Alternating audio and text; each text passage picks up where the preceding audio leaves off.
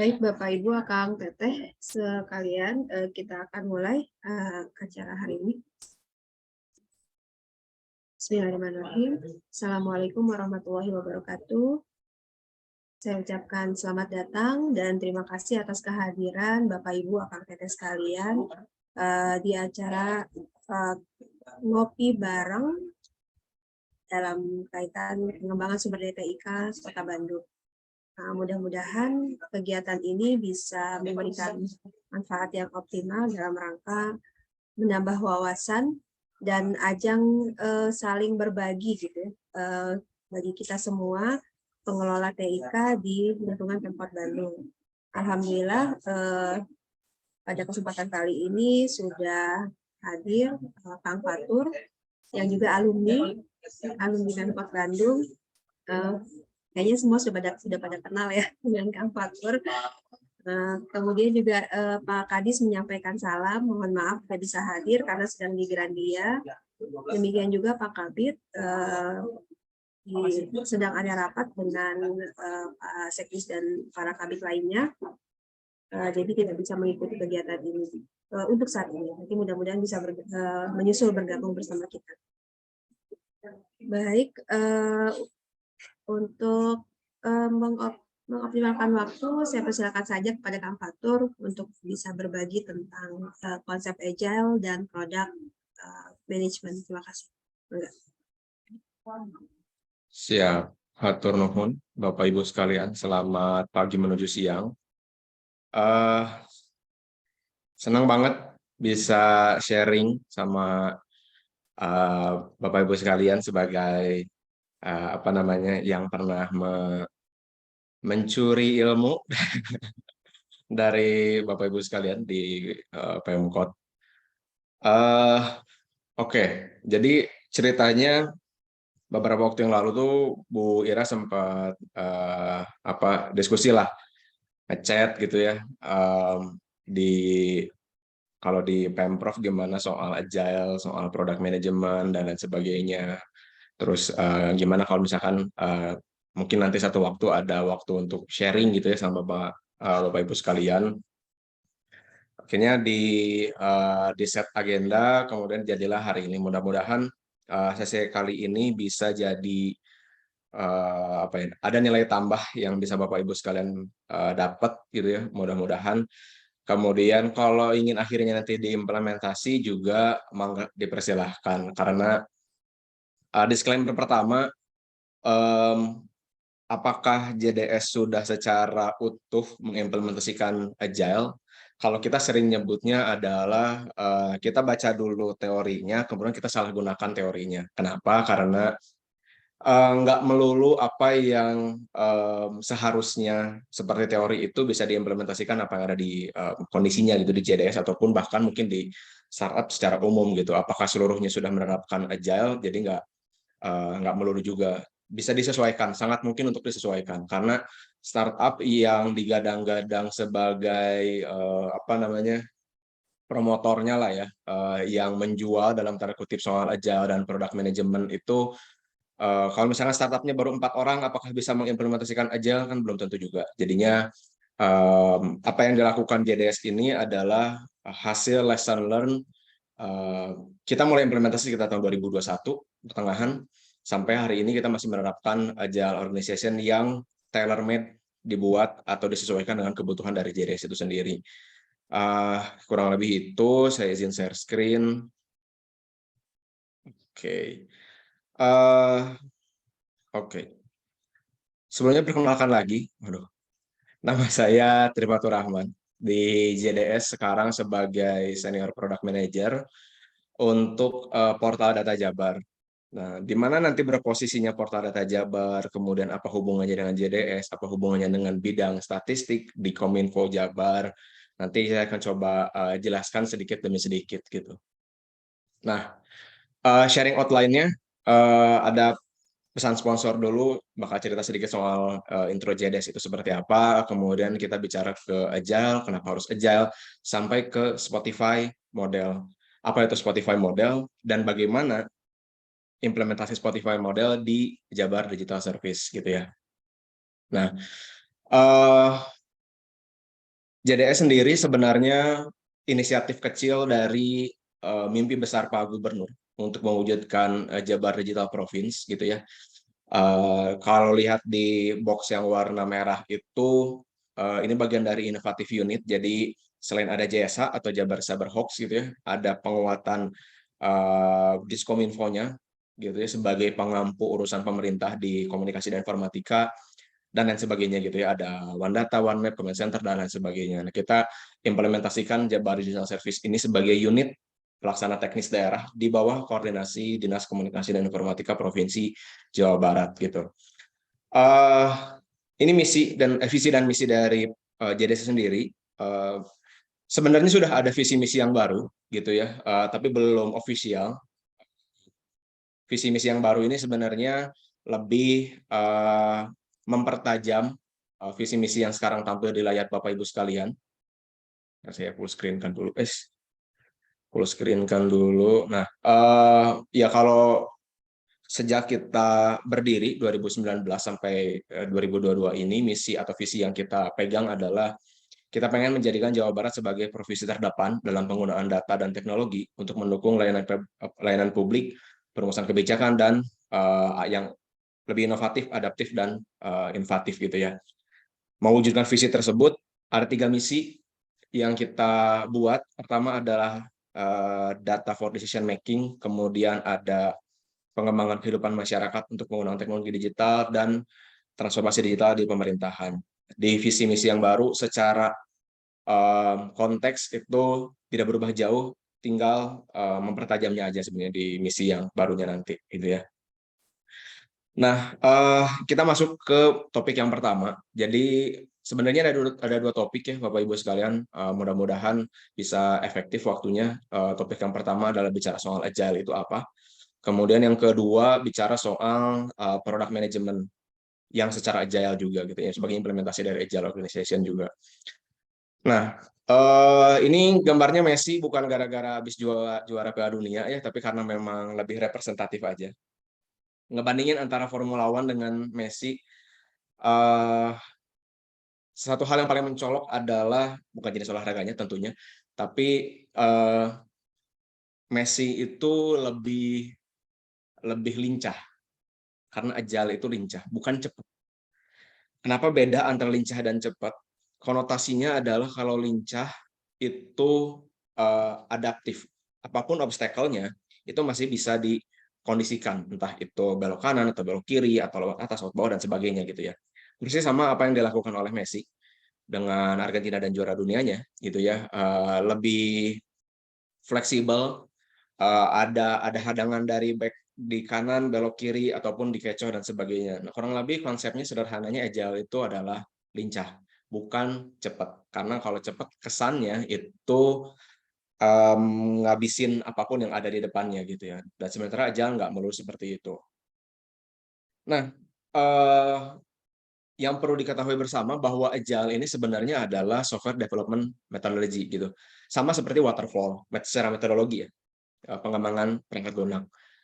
Kemudian yang value yang kedua atau deskripsi yang kedua bahwa agile ini bukan cepat, tapi sekali lagi agile ini lincah. Lincah artinya itu bisa beradaptasi dengan kondisi lingkungannya, environment-nya gitu. Kemudian dan sebenarnya bahwa agile ini, konsep agile ini adalah persetujuan dari 17 engineer di jadi ceritanya ada satu waktu di mana si engineers ini berkumpul kemudian sharing kalau ini pakai waterfall kendalanya gini nih, terus kalau saya pakai extreme programming kayak gini nih, terus kayaknya kita perlu sesuatu yang baru nih untuk bisa ngedevelop software dengan kondisi masa depan yang lebih unpredictable gitu ya. Maka muncullah si Agile Manifesto yang nanti akan saya jelaskan, dan 12 sama 14 itu prinsip Agile. Tapi saya nggak akan bahas di situ. Oke, nah ini Agile Manifesto-nya, di mana dari 17 orang engineers itu diskusi munculnya Agile, dan ini manifestonya. Ada 4 poin. Yang pertama adalah individual dan interaksi. Jadi komunikasi itu jauh lebih urgent, jauh lebih krusial ketimbang proses ataupun tools yang digunakan. Kemudian yang kedua, kolaborasi gitu ya dengan user. atau dengan stakeholders itu jauh lebih penting daripada sekadar negosiasi kontrak. Kemudian yang ketiga, nah ini yang juga mungkin merubah paradigma bahwa software harus selesai dulu baru dicoba. Kalau di Agile enggak. Di Agile itu working software itu jauh lebih penting daripada dokumentasi yang lengkap. Terakhir, ini juga menjadi manifesto si Agile-nya adalah merespon perubahan di atas mengikuti rencana. Karena ketika kita bikin planning gitu ya, rencana tiba-tiba di satu waktu berubah. Keunggulan Agile adalah dia bisa nge-adjust pola kerjanya, softwarenya dan sebagainya, timnya bahkan untuk bisa ngikutin perubahan rencana itu tanpa menghilangkan value dari si produk tersebut atau si software tersebut gitu. Jadi Agile Manifesto ini yang dihasilkan dari 17 engineers yang sedang berkumpul ketika itu. Nah, lalu kenapa Agile gitu ya? VUCA gitu ya. Kalau di beberapa literatur sekarang ada volatility, kemudian ada uncertainty, ada complexity, ada ambiguity gitu ya. Kemudian dijawab oleh si VUCA prime, gimana volatile ini dijawab oleh vision, ketidakpahaman atau ketidakpastian itu dijawab dengan kesepemahaman atau understanding, sesuatu yang kompleks dijawab dengan kejelasan, ambiguity atau ketidakjelasan dijawab oleh si agile. Tapi secara value-nya, vision itu bisa tercapai dengan komunikasi yang lebih baik. Kemudian yang kedua, uncertainty dijawab dengan understanding dengan cara berempati. Berempati itu apa? Berempati itu kita menempatkan sudut pandang kita menjadi sudut pandang orang yang merasakan atau into the process-nya gitu. Itu saya empati. Kemudian complexity dijawab oleh clarity dengan cara transparansi. Terakhir ambiguity dijawab oleh agile dengan cara fleksibilitasnya gitu. Jadi Jadi si agile itu hadir untuk mengobati dalam tanda kutip atau berdamai dengan si VUCA itu sendiri gitu ya. Nah, tadi di awal saya cerita bahwa sebenarnya agile itu adalah software methodology, development methodology sama seperti waterfall, extreme programming dan sebagainya. Semakin ke sini, konsep agile ini dilirik oleh organisasi karena merasa bahwa agile ini untuk beberapa kasus lebih produktif. Apakah memungkinkan konsep tersebut itu diadaptasi oleh sebuah organisasi? Pola kerjanya gitu ya. Pola komunikasinya, pola kerjanya dan sebagainya itu diadaptasi, di scale up istilahnya untuk skala organisasi. Maka muncullah ada satu organisasi namanya SAFe atau The Scaled Agile Framework. Jadi mereka itu mengeskalasi value agile yang asalnya software development methodology menjadi pola kerja di sebuah organisasi, di mana value-nya adalah bicara soal alignment atau perencanaan yang saling bersinergi satu sama lain. Kemudian built-in quality, transparansi, program execution. Terakhir adalah leadership atau change the system, create the environment. Penting untuk sebuah agile, kalau di agile software methodology itu nanti ada scrum master, ada product owner yang memimpin atau menjadi leadernya. Nah, ketika dieskalasi ke skala atau untuk organisasi, maka leadership pun juga perlu disiapkan gitu ya. Ini yang paling menantang dari menerapkan agile organization. Ini yang terasa juga di JDS ketika kita menerapkan agile organization. Teori perubahan itu diawali dengan penolakan, gitu ya. Selalu diawali dengan penolakan. Sederhananya, kalau waktu kita divaksin juga reaksi pertamanya itu ada yang meriang, ada yang panas dingin, gitu ya, ada yang sakit, karena ada sesuatu yang baru masuk ke dalam tubuh kita. Setelah itu tubuh kita beradaptasi. Sama persis, agile organization ini ketika diimplementasikan pada sebuah organisasi yang sudah mature, tahapan pertamanya adalah penolakan. Setelah penolakan ada konflik di situ dan itu sesuatu yang lumrah terjadi gitu ya. Nah, konflik seperti apa yang akan terjadi, apa yang dihadapi oleh JDS nanti mungkin sedikit akan saya spill, tapi pada intinya Agile itu bisa dieskalasi menjadi pola organisasi atau ya agile for organization gitu. Dan contohnya ada banyak gitu ya, ada Scrum at Scale, ada Large Scale Scrum, ada disiplin Agile, terakhir ada Spotify Model.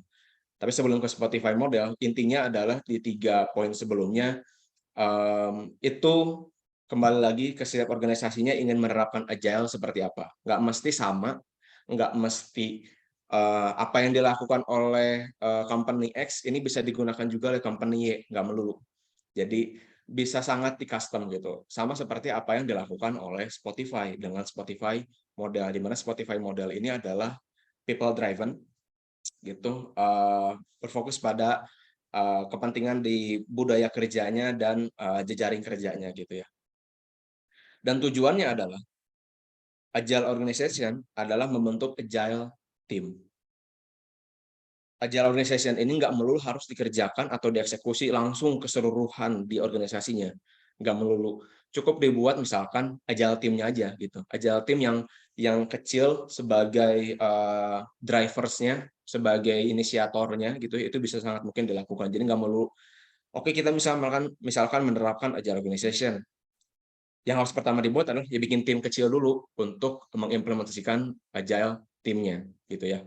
Itu penting banget karena kalau sesuatu yang baru dibuat secara skala besar terlalu beresiko, makanya dibuat kecil-kecil aja gitu.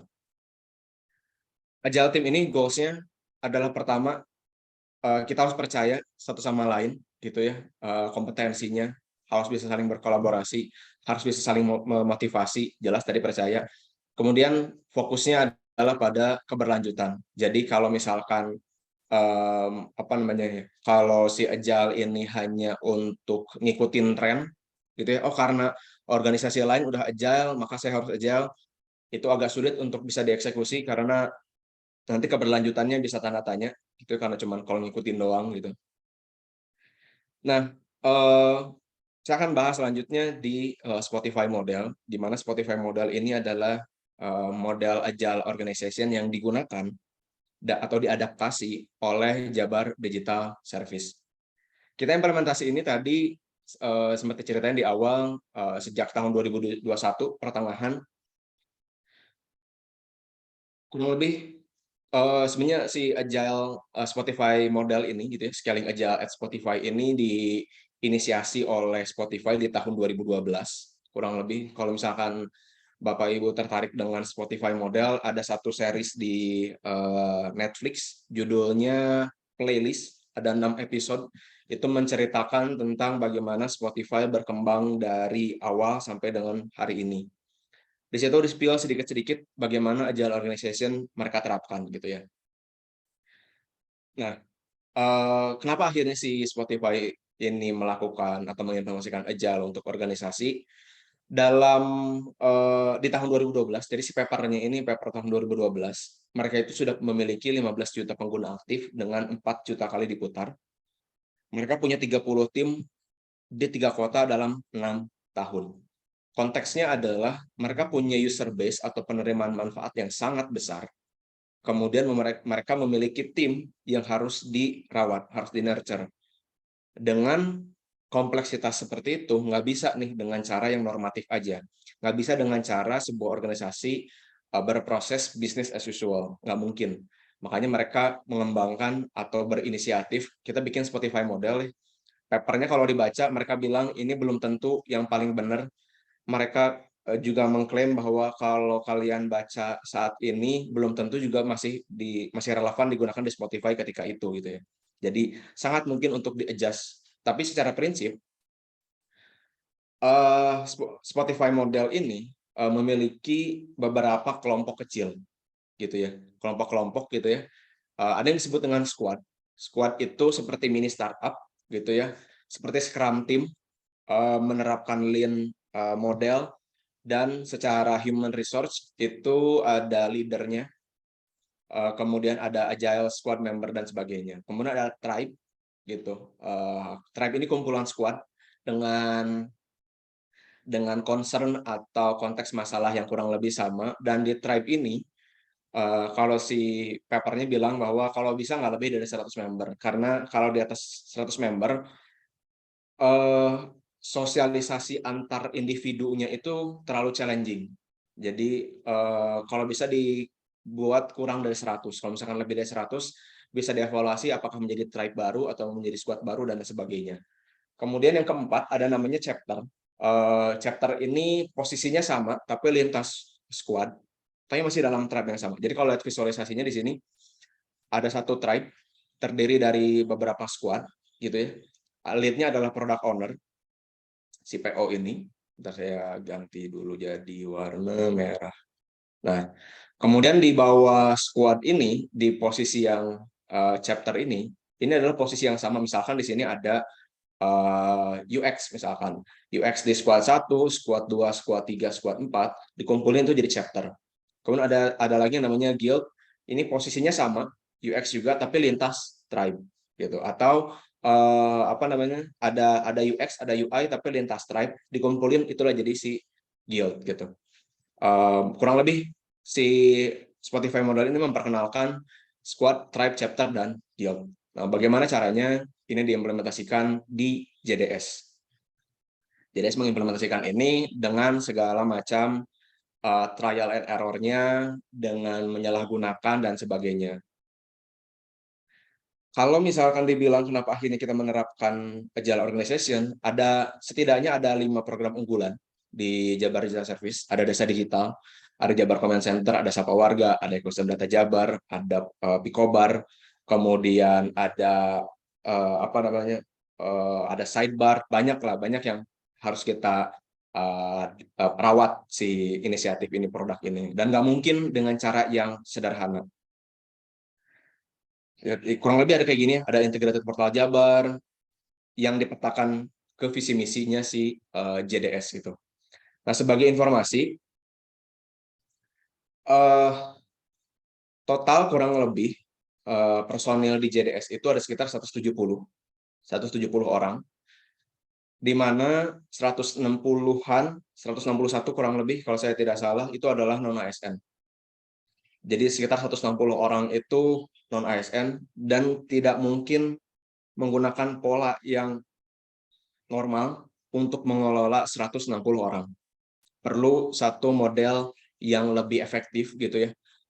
Kita nggak bisa lagi pakai metode hierarkial gitu ya di JDS, karena akan terlalu rigid, akan terlalu kagok untuk bikin inovasi atau berkreasi gitu ya. Makanya kita menerapkan sistem agile gitu ya, memperkenalkan tribe untuk pembagian kerja dan sebagainya. Jadi kalau dilihat di ilustrasi yang kanannya,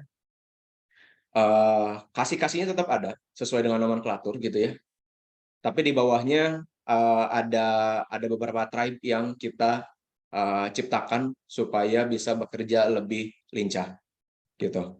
Nah, tribe yang pertama adalah Citizen Engagement Service atau CES kita nyebutnya. Si CES ini tujuannya adalah mengimplementasikan atau mewujudkan misi yang kedua, yaitu meningkatkan taraf hidup masyarakat dengan teknologi digital. Di mana di Tribe CES, produknya adalah Sapa Warga, atau sekarang disebutnya adalah Jabar Super Apps. Kemudian ada Desa Digital, ada Jabar Coding Camp, ada Integrated Portal Jabar. Itu semuanya di Tribe CES. Kemudian di Tribe Ghost atau Government Operation Services gitu ya, ada sidebar untuk, atau mungkin kalau di Pemkot namanya e-office gitu ya. Nah, kalau kita namanya sidebar.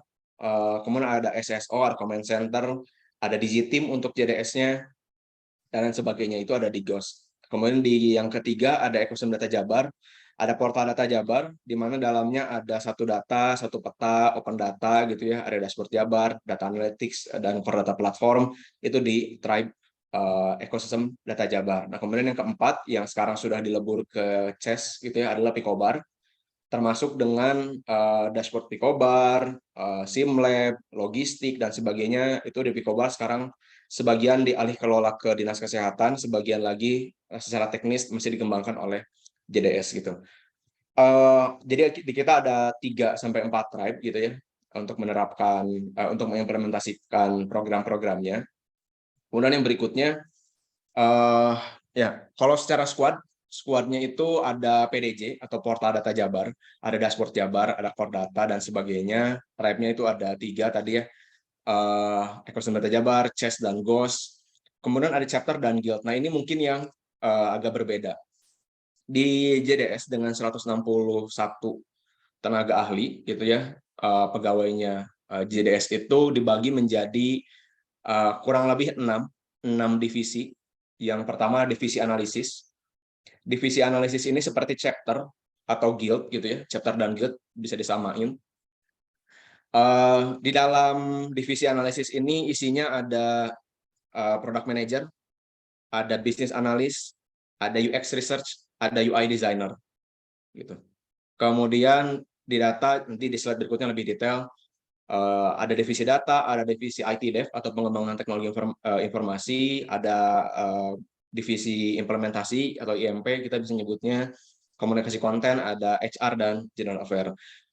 Nah, karena kita melakukan atau mengimplementasikan agile organization, kita mungkin dan memungkinkan gitu ya, membuat ad hoc tim kecil yang memang dibuat untuk kasus tertentu. Nah, sekarang ada 3 ad hoc tim yang masih ada sampai sekarang. Karena kebanyakan kalau ad hoc tugasnya selesai ya selesai gitu. Nah, sekarang yang masih ada adalah squad untuk regulasi transformasi digital, ada squad untuk transformasi BLUD. Jadi sekedar apa namanya nge-spill juga, kita dalam proses untuk berjanji BLUD si JDS ini. Kemudian ada project management office juga, apa namanya kita buat sebagai ad hoc team bertugas untuk memastikan project management di JDS ini berjalan sesuai dengan apa namanya sesuai dengan aturannya lah, kurang lebih seperti itu. Nah, sekali lagi ini yang kita terapkan, apakah benar atau salah kita nggak tahu, tapi yang pasti ini works di JDS, kurang lebih kayak gitu.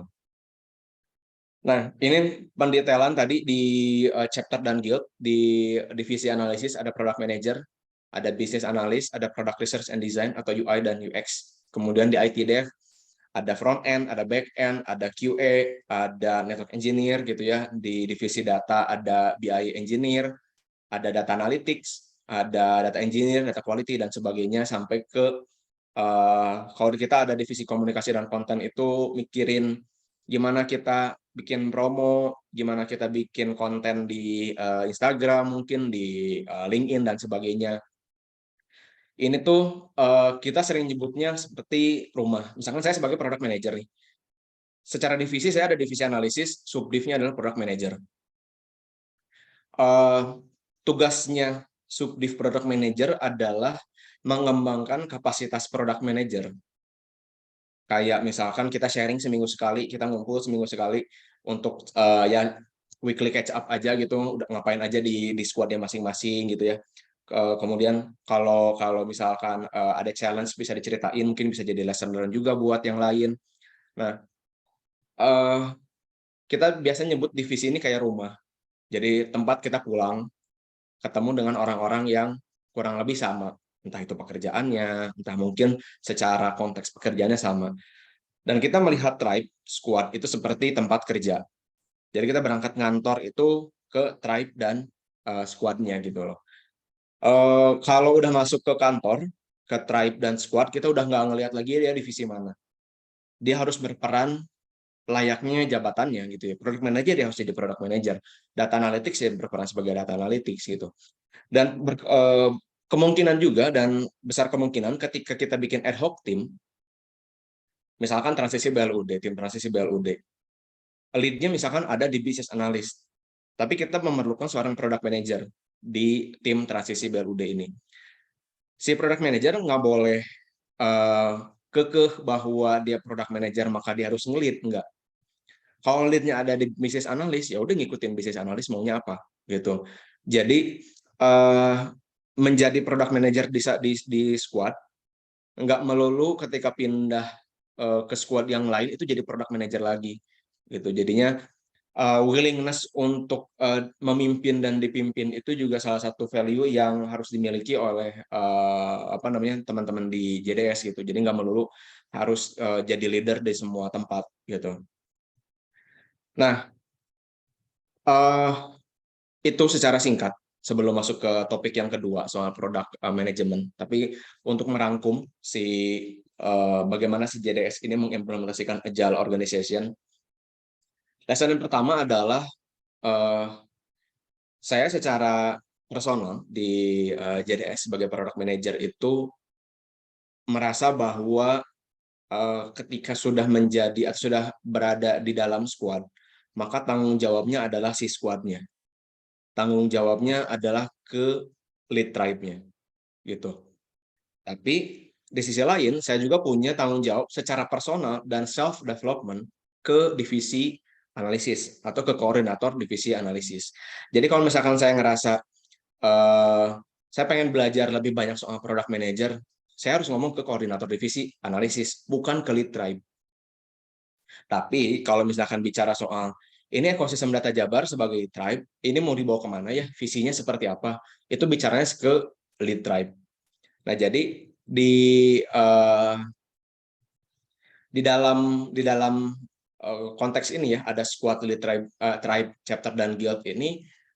Tribe dipimpin oleh disebut dengan lead tribe. Lead tribe ini bisa jadi koordinator di apa namanya, di chapter dan guild, bisa jadi enggak gitu. Untuk squadnya di-lead oleh PO, biasanya product owner. Nah, tapi di JDS lesonan kedua, product owner ini digabung dengan Scrum Master. Nanti Scrum Master akan dijelaskan juga di apa namanya, di product management gitu ya. Kalau di JDS, product owner dan Scrum Master ini digabung jadilah si product manager, bertugas untuk memimpin sebuah squad yang tanggung jawabnya adalah bikin visi untuk si produknya, mengembangkan produknya sesuai dengan metodologinya, dan lain sebagainya. Konteks ini mungkin agak asing untuk pemerintahan, karena ini benar-benar breakthrough gitu ya. Di satu sisi kita nggak melihat bahwa harus hierarkial gitu ya. Kalau di agile ada hierarkial itu jatuhnya malah blocker, malah jadi apa namanya, malah jadi penghambat gitu loh. Makanya kita buat secair mungkin, dan itu alhamdulillah di JDS works well dengan cara yang kita terapkan. Apakah ini juga akan berefek yang sama dengan organisasi lain, kita belum tahu. Tapi sekali lagi, seperti disclaimer di awal, kita baca dulu secara fundamennya seperti apa, secara teorinya seperti apa, baru yang implementasinya kita salah gunakan sesuai dengan kebutuhan dari JDS itu sendiri gitu ya. Nah, itu mungkin kurang lebih soal si agile organization dan bagaimana penerapannya di JDS gitu ya. Kalau ada yang mau nanya, boleh dicatat dulu, nanti kita kumpulin di sesi akhir pertanyaannya, baik untuk yang agile ataupun yang materi yang kedua soal product management. Oke. Nah, topik yang kedua soal product management. Lesson learned dari squad si Portadata Jabar. Squad Portadata Jabar ini bertanggung jawab untuk 3 buah produk. 1 data, open data, dan 1 peta, di mana saya sebagai product manajernya untuk si squad Portadata Jabar. Jadi nggak beda jauh. Kalau di Bandung, saya bantu teman-teman Pemkot untuk ngedevelop open data Bandung. Kalau sekarang eskalasinya lumayan lebih tinggi karena melibatkan 1 peta, melibatkan 1 data, dan lain sebagainya. Bagaimana dan seperti apa product management yang dilakukan di Portadata Jabar? Sharing outline-nya adalah, sebelumnya mungkin ini ada yang kelupaan. Saya pengen cerita apa bedanya produk dan software, karena kesannya ada 2 hal yang berbeda gitu ya. Memang berbeda sih by the way. Tapi apa yang menjadikan sebuah kondisi ini atau sebuah output-nya dikatakan sebagai sebuah produk atau sebagai software. Kemudian yang keduanya sebenarnya adalah ngomongin prosesnya seperti apa, kita ngomongin tim, kita ngomongin artefak dan seremoninya seperti apa. Oke, apa bedanya software dengan produk? Software itu lebih cenderung ke tools-nya, apa yang dihasilkan dari sebuah workflow. Tapi kalau produk, itu end-to-end. Dari mulai riset, sampai ke implementasi itu ada kendali dari produk manajemennya. Bagaimana si software ini kita kemas dan kita develop, kita launch ke publik itu ada dalam produk. Jadi dalam beberapa kondisi software di bawah produk gitu ya, atau di kondisi lain juga bisa berubah atau bisa berbeda. Tapi yang kita lakukan atau yang kita implementasi di JDS, produk ini definisi produk di JDS adalah secara end-to-end. Dari mulai inisiasi sampai ke rilisnya, sampai ke konten seperti apa yang harus dibuat untuk mendukung softwarenya gitu loh. Itu sedikit informasi soal bedanya software dan produk. Kemudian yang pertama ini kita bicara soal prosesnya seperti apa. Sederhana, riset, develop, rilis. Kalau secara ininya ya, kalau secara apa namanya tuh, secara lingkup besarnya ada riset, ada develop, ada rilis. Kalau saya coba klik ininya, detailnya, ini proses yang lebih detail. Bapak Ibu sekalian juga bisa lihat karena ini dokumennya publik sebenarnya. Ini yang kita lakukan di JDS. Kalau yang pertama ada request misalkan, kemudian kita filter dengan koordinasi dengan filter dulu isunya, kalau misalkan diterima, ada penugasan, kick off meeting, riset, dan sebagainya. Ini ada turunan prosesnya, riset produk, mulai dari bikin research plan sampai ke menghasilkan hasil risetnya dan lain sebagainya. Sampai kita bikin ada satu proses untuk bikin campaign-nya seperti apa, mau implementasinya gimana, dan ini penting memonitor dan mengevaluasi produk. Di JDS, semua produk itu wajib memiliki produk analitik dashboard. Produk analitik ini digunakan untuk memantau kesehatan dari si produknya. Jadi kita nggak bisa tuh launching, udah gitu udah biar berjalan secara organik, nggak bisa.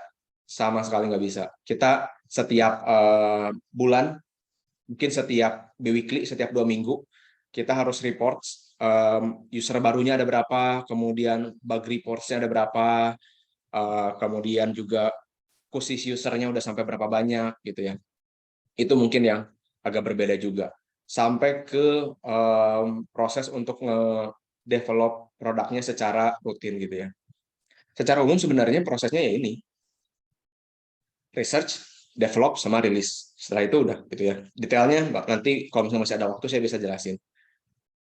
Nah di tahapan riset gitu ya, kenapa kita perlu riset? Sebenarnya tujuannya adalah untuk jawab ya kenapanya gitu. Kenapa sebuah produk ini harus di-develop? Dan salah satu hal yang wajib dimiliki oleh anak-anak JDS adalah punya critical thinking, punya sifat asertif. Asertif itu menyetujui dengan kondisi, menolak dengan alasan. Jadi kalau misalkan memang tidak bisa di-develop, kita harus bilang bahwa ini nggak mungkin di-develop karena nggak worth secara resource, nggak worth secara implementasinya. Jadi sarannya apa? Ya kita kasih beberapa opsi solusi, silakan mau pilih yang mana. Nah, di riset juga salah satunya berkecimpung soal itu gitu ya, soal asumsi dan hipotesis. Kenapa ini dibedakan? Asumsi itu kesannya lebih subjektif, tapi kalau hipotesis konotasinya adalah bisa diuji. Jadi di JDS kadang-kadang lebih banyak berhipotesis karena mereka harus bersedia untuk di-challenge hipotesisnya, apakah hipotesisnya diterima atau enggak, dibandingkan berasumsi aja gitu ya. Kemudian yang ketiga, mostly kita mengimplementasikan design thinking dari yang secara whole package ya, full set design thinking, atau cuman mungkin hanya beberapa bagian dari design thinking-nya aja. Secara riset pun untuk user research, nah ini juga penting. Kalau boleh cerita, sebenarnya fenomenanya untuk produk-produk hasil develop pemerintah itu jarang melewati tahap user research.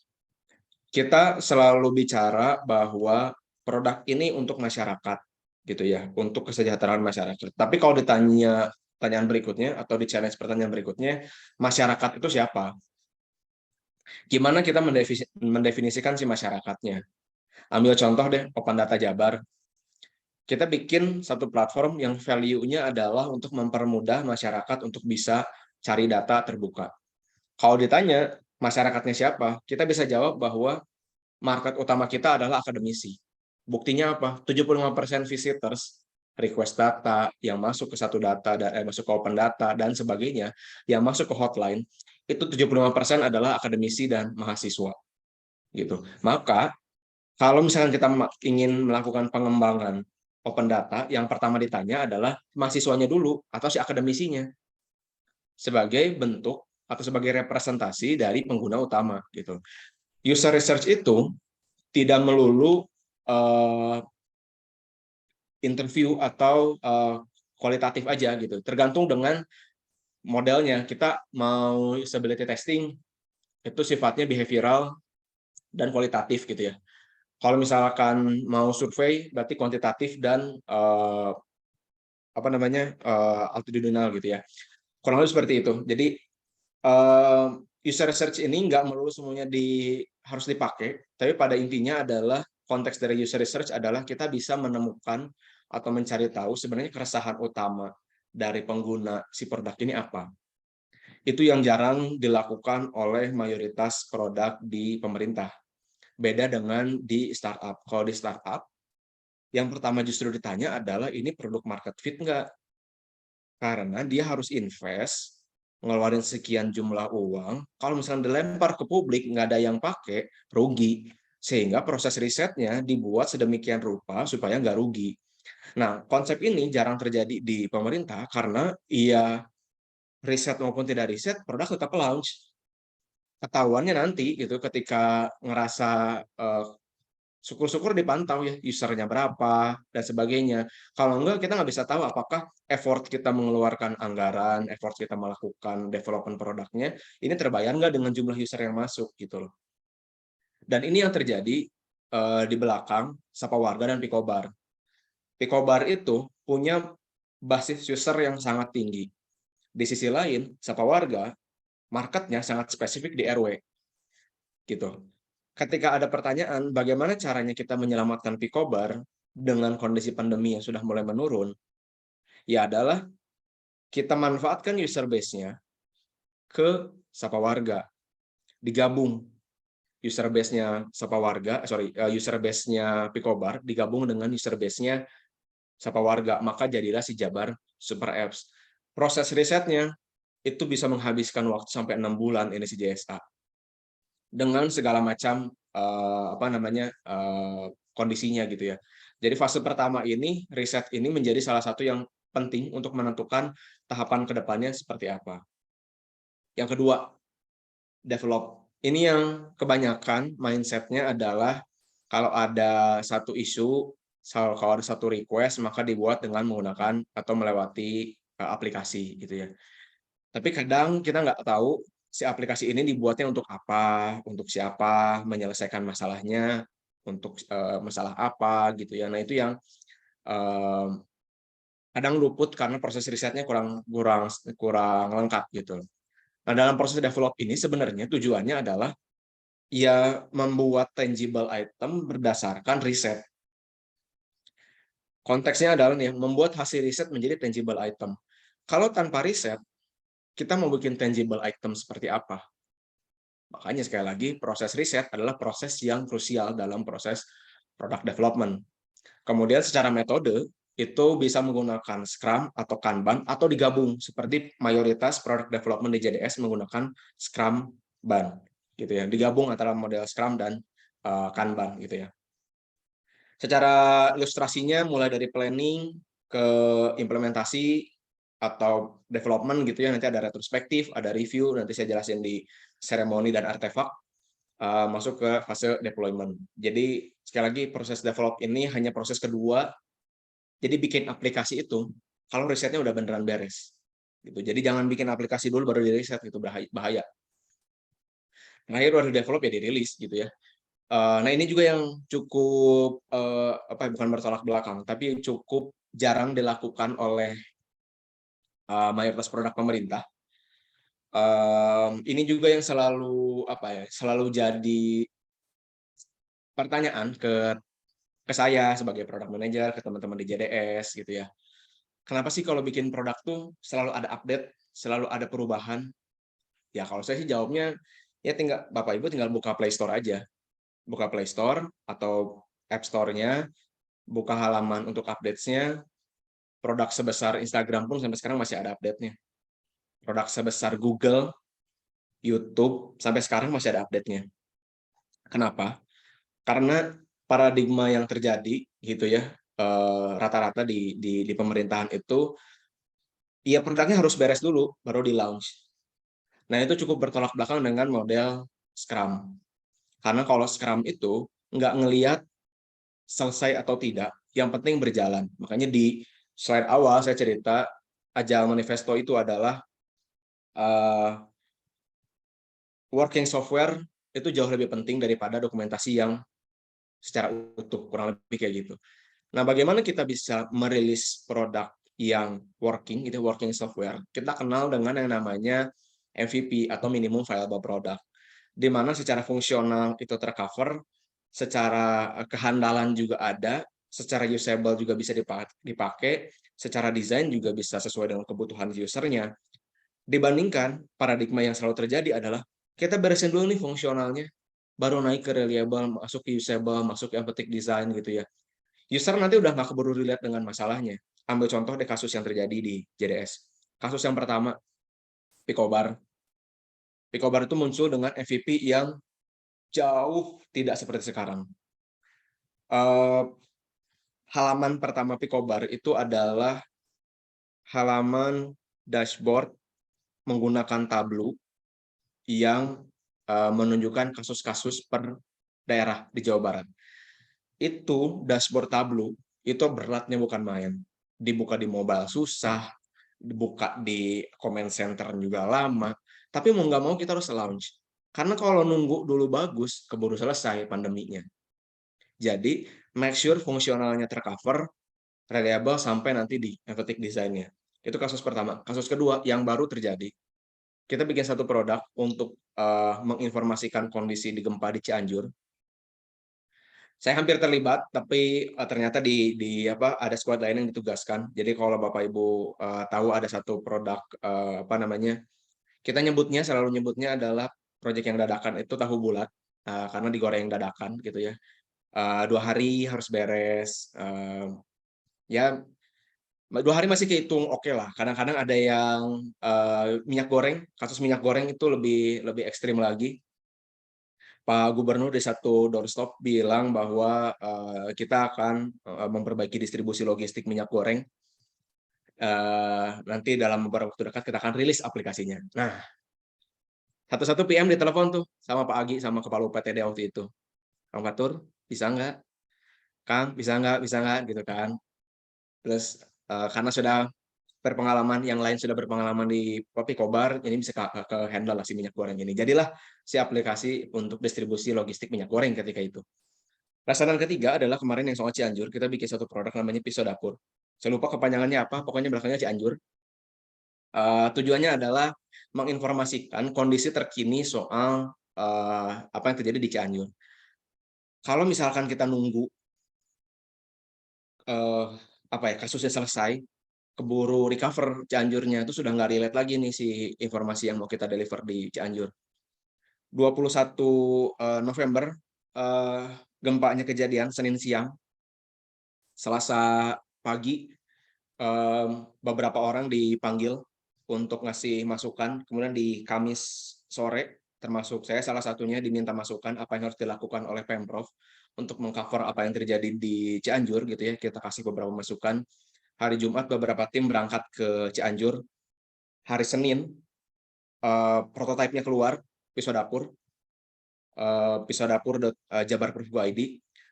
Seminggu berikutnya di hari Jumatnya itu launching. Kemudian masalah keduanya adalah soal kan yang MVP pertama ya si pisau dapur itu adalah menginformasikan kondisi yang terjadi di Cianjur. Kemudian masalah yang kedua adalah soal distribusi logistik. Mungkin Bapak Ibu juga sempat tahu, sempat viral soal distribusi logistik di Cianjur yang berantakan. Kemudian kita coba tackle isu soal si distribusi logistik Cianjur itu 2 hari atau 3 hari kemarin kita rilis versi 2 untuk distribusi logistiknya dengan konsep MVP. Kita nggak nunggu dulu beres, kita nggak nunggu dulu bagus, kita nggak nunggu dulu semuanya sesuai dengan rencana, rilis aja duluan. Dan ini mungkin agak bertolak belakang pada product development atau software development pada umumnya seperti waterfall misalkan. Perencanaan, requirement dokumen dan sebagainya turun sampai baru rilis. Keburu beres itu mah nanti si Cianjurnya keburu recover. Terus buat apa? Kalau misalkan ngerilis pisau dapur ketika Cianjurnya sudah selesai gitu ya. Kemudian ya value-nya adalah continuous improvement dan continuous delivery. Itu yang sering dilakukan dan selalu ada updating. Ini yang selalu terjadi di pertanyaan di beberapa orang gitu ya, kenapa sih produk yang dihasilkan oleh JDS ini selalu ada error atau selalu ada perbaikan? Ya namanya juga produk yang sering dipakai mah pasti ada error lah. Jadi ya udah wajar aja nggak? Kita udah kebal soal itu. Kita masuk ke yang kedua soal tim, Scrum Team. Kalau secara teori Scrum Team itu ada product owner, ada development team, ada Scrum Master. Tugasnya itu ngapain? Tugasnya adalah product owner ini adalah run yang paling tahu soal produknya. Paling tahu soal produknya. Ambil contoh gini. Saya sebagai product manager di portal data Jabar. Saya harus jadi orang yang paling tahu satu data Jabar itu apa, open data Jabar itu apa, satu peta Jabar itu apa. Sehingga ketika ada pertanyaan dari tim soal product vision-nya, kenapa sih fitur ini yang di-develop, Kang Fatur? Kenapa sih fitur ini yang di-develop? Kenapa sih harus ada field ini untuk diisi? Kenapa sih prosesnya harus seperti ini? Product owner harus paling tahu. Gitu. Itu product owner tuh. Dia harus ngerti produknya tentang apa. Kemudian ada namanya Scrum Master. Scrum Master ini sebagai lead dev-nya. Atau secara sederhananya, dia yang paling tahu bagaimana tim dev ini bekerja. Kalau misalkan si Scrum Master ini nggak ngerti bagaimana si Scrum team ini, development team ini bekerja, ya jangan jadi Scrum Master gitu. Kemudian yang ketiga, development team-nya jadi mereka yang paling tahu bagaimana cara bikinnya. Banyak yang keliru. Product owner terkesan harus bisa coding. Product owner harus ngerti teknologi. Sebenarnya nggak harus. Sama sekali nggak harus. Yang penting dia ngerti konteks produknya.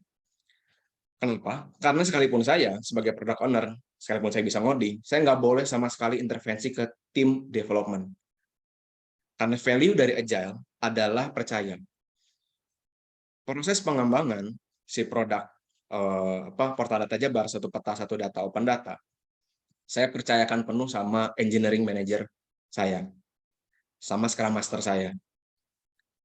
Saya cuma bilang, Kang, si satu data login-nya harus pakai SSO Jabar ya. Terserah Akang mau kayak gimana, pokoknya harus bisa login. Kira-kira bisa beres berapa lama? 2 minggu, Kang. Oke. Bisa dipercepat nggak? Misalkan saya perlu seminggu. Kalau mau seminggu, apa yang harus saya bantu supaya ini bisa achieve seminggu? Mungkin tas-tas yang kemarin bisa di hold dulu, Kang, karena prioritasnya berpindah gitu. Oke, saya nanti yang ngomong ke stakeholders-nya kalau ada beberapa request yang kita pending. Itu tugasnya product owner tuh, tugasnya product manager. Nge-load balancing tugas. Kita nggak perlu intervensi sampai ini barisnya ini kodenya baris ini ngomongin apa, nggak perlu sampai sana. Saya harus percaya penuh sama Scrum Master dan dev team-nya, development team-nya. Nggak bisa ngerecokin sampai ke dalam. Ini kenapa fiturnya kayak gini, kenapa kayak gini, nggak boleh. Ada Scrum Master. Saya ngomong sama Scrum Master-nya aja. Secara teori, seperti ini. Apa yang terjadi di JDS, Scrum Master dan Product Owner ini digabung menjadi Product Manager. Jadi saya berperan sebagai Product Owner, sebagai orang yang paling paham kepada konteks masalahnya apa. Saya jadi tameng untuk ketika ada request stakeholders macam-macam gitu ya. Untuk Scrum Master, saya ada di saya, tapi saya menugaskan itu ke engineering manager namanya. Engineering manager ini bertugas untuk memastikan tadi ya standarisasi teknologi dan sebagainya. Saya nggak pernah dan nggak boleh bahkan nggak boleh langsung direct ke dev-nya kecuali untuk kondisi yang darurat. Kondisi darurat tuh ketika ada satu isu di produknya, errornya itu masuk ke korektif, artinya mengganggu proses, saya bisa langsung ke tim dev-nya. Nanti kalau ada waktu saya kasih lihat apa namanya card-card yang biasa digunakan atau apa itu project management tools-nya yang kita gunakan di JDS gitu ya. Nah, kurang lebih nih di apa yang diimplementasikan di JDS. Secara core team-nya untuk riset itu ada product owner atau product manager, kemudian ada UX research, ada UI designer, ada business analyst.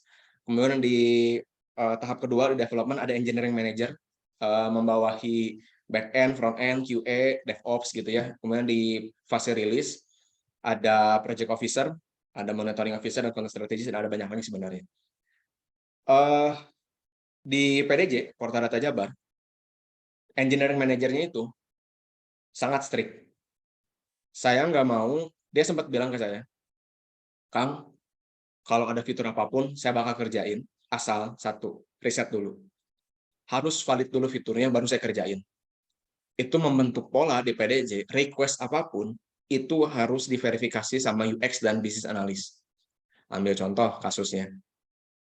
Di pertengahan September, kalau nggak salah, September-Oktober, kita dapat kontak dari Kemendagri. Kemendagri punya satu produk namanya SIPD perencanaan. Ada SIPD apa namanya? Ada SIPD perencanaan, anggaran dan sebagainya. SIPD perencanaan ini mereka pengen terintegrasi dengan satu data Jabar. Itu kan masuk di tengah jalan ya, masuk di Oktoberan gitu. Kemudian kita ngobrol teknis dengan tim dev-nya dari SIPD untuk tahu proses seperti apa. Kemudian kita riset secara UX dan business analyst, ini proses bisnisnya yang berubah seperti apa. Secara tampilan, secara experience akan berubah sejauh mana. Sudah selesai, baru bisa dikirim ke tim dev-nya. Kang, kita harus terintegrasi dengan SIPD. Ini tampilan yang baru, ini proses bisnisnya, ini API dokumentasinya, dibaca dulu, di digest dulu, diolah dulu. Kalau misalnya ada yang kurang, ngomong ke saya, biasa yang ngomong ke SIPD, ke tim Kemendagri-nya. Berjalan. Kalau misalkan saya tiba-tiba di kick off meeting dengan SIPD gitu ya, tiba-tiba ngomong ke engineering manager saya, Kang, integrasi ya. Tanpa tahu perubahannya akan di posisi yang mana, di tahapan yang mana, proses bisnisnya berubah, bagaimana nanti kita terintegrasi, struktur datanya ketika nanti dikirimkan ke pusat itu seperti apa. Tim riset itu yang tanggung jawab. Tim dev nggak perlu mikir lagi ini proses bisnisnya akan kayak gimana, nggak perlu mikirin lagi nanti perubahan formnya ada di mana, journey-nya seperti apa. Itu bukan tugasnya dev. Tugasnya dev adalah ngerjain produknya. Dah, semuanya dipercayain ke tim riset. Proses itu yang terjadi di JDS. Jadi harus ada risetnya dulu baru mau dibuat. Karena saya juga nggak mau mengerjakan sesuatu kalau secara request-nya nggak jelas gitu loh. Tiba-tiba misalnya Kang Fatur, nanti integrasi ya sama SIPD. SIPD yang mana? SIPD perencanaan. Prosesnya kayak gimana? Saya harus tahu dulu tuh. Saya sebagai product manager harus kritis duluan sama request-nya. Di breakdown dulu, didetailin, sampai saya tahu ngerti konteksnya, baru saya bisa jelasin ke si engineering manajernya. Kalau misalkan tiba-tiba, yaudah integrasi tanpa tahu detailnya, berantakan nanti produknya. Nah, ini yang berikutnya soal artefak atau barang bukti dari si evidence-nya. Cuman ini nanti saya akan lebih jelasnya didemoin product management tools-nya yang kita gunakan di JDS. Tapi intinya artefak Scrum itu ada product backlog, ada sprint backlog, ada product increment dan sebagainya. Kita mungkin bisa ngomong ke si engineering manajernya, kami bikinin fitur login dengan SSO-nya Jabar. Bisa nggak sih engineering manajernya bikin satu hyperlink untuk ngelogin atau pindah ke halaman SSO-nya Jabar? Bisa-bisa aja. Gitu ya. Eh, tapi apakah itu yang dibutuhkan oleh si product manager? Belum tentu. Makanya si product backlog ini dibuat dengan acceptance kriterianya apa, kapan ini harus beres, fiturnya seperti apa, dan lain sebagainya. Baru nanti dibuat di dalam sprint backlog dan berikutnya. Sebagai catatan bahwa di Portal Data Jabar ini tidak seluruhnya menggunakan sprint, lebih ke Scrumban. Sekali lagi nanti dijelasin di belakang. Terakhir sebelum saya tampilin produk project management office-nya si JDS gitu ya. Ini ada seremoni atau kebiasaan-kebiasaan rutin yang kita lakukan, dan ini kalau boleh jujur ini salah satu yang membantu kenapa si tim JDS atau JDS ini jauh lebih produktif. Jadi pertama, kalau untuk sprint itu ada disebutnya sprint planning. Sprint planning ini dilakukan di awal ketika akan melakukan sprint. Kemudian ada daily scrum. Setiap harinya, kalau kita jam 9 sampai maksimal jam 9.15, itu ngumpul, mau offline, mau online, cerita satu sama lain, bilang cerita sama lain tuh, kemarin ngerjain apa, hari ini mau ngerjain apa, besok mau ngerjain apa. Termasuk kendalanya apa. Product manager harus hadir di situ untuk menyelesaikan masalah-masalah yang jadi blockers. Misalkan, Kang, tas yang ini kurang detail, saya nggak tahu nih apa yang harus dikerjain. Product manager tugasnya adalah nge-refining backlog istilahnya. Memperbaiki backlognya, dibenerin lagi backlognya supaya lebih clear, lebih to the point. Kemudian setelah daily scrum, biasanya ada sprint review, itu di akhir, untuk melihat apakah semua target sprint-nya ini sudah selesai apa belum, gitu ya. Kalau misalkan belum, apa yang mau dipindah ke sprint berikutnya dan sebagainya. Terakhir ada namanya sprint retro atau retrospektif. Ini juga yang jarang dilakukan oleh produk manajemen pada umum, terutama di pemerintahan gitu ya. Retrospektif ini atau bahasa umumnya dalam muhasabah ya, retrospektif tuh kita ngobrol sama seluruh anggota tim 3 hal, apa yang perlu dipertahankan, apa yang perlu dimulai, dan apa yang harus berhenti. Dalam konteks ways of working, dalam konteks bekerja, ataupun dalam pola berkomunikasi. Jadi di sesi retrospektif itu, saya cukup sering banyak dapat kritik. Bisa nggak kalau request-nya lebih clear? Bisa nggak kalau misalkan manage prioritas dengan lebih baik? Itu dari tim dengan mudah bisa menyampaikan itu ke saya lewat fase retrospektif, sehingga saya bisa evaluasi juga. Oh oke, berarti saya harus ngomong ke si engineering manajernya kayak gini, lebih detail dan sebagainya. Ini sprint retro ini biasanya dilakukan sebulan sekali untuk melihat apakah kultur kerjanya atau ways of working-nya sudah sesuai dengan kebutuhan tim atau belum gitu. Kalau misalkan sudah ya tinggal dilanjutkan, tapi kalau belum ya udah gitu, entah diganti atau di stop. Dan salah satu yang paling sering dijadikan bahan retrospektif adalah efektivitas waktu meeting. Kita bukannya tim dev itu nggak terlalu suka meeting, karena kalau mereka meeting kapan kerjanya? Beda sama PM, sama product manager. Product manager ya tugasnya meeting. Jadi kalau kita meeting ya senang-senang aja orang itu kerjaannya. Tapi kan tim dev kerjanya bukan meeting. Nah, yang sering di retro adalah overtime meeting misalkan. Kita sepakat daily scrum atau daily stand up itu biasanya cuma 15 menit. Tiba-tiba molor jadi 30 menit, tiba-tiba molor jadi 40 menit gitu ya. Itu selalu dikasih feedback gitu. Disiplin terhadap daily stand up misalkan atau daily catch up dan sebagainya. Nah, tapi kita bisa bikin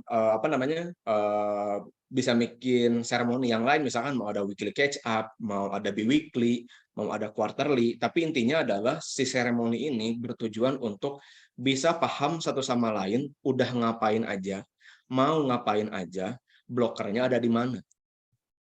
Tugasnya level manajerial, product manager, project officer, lead tribe, dan sebagainya adalah mengurangi blok supaya proses kerjanya atau ways of working-nya itu berjalan sesuai dengan rencana gitu ya.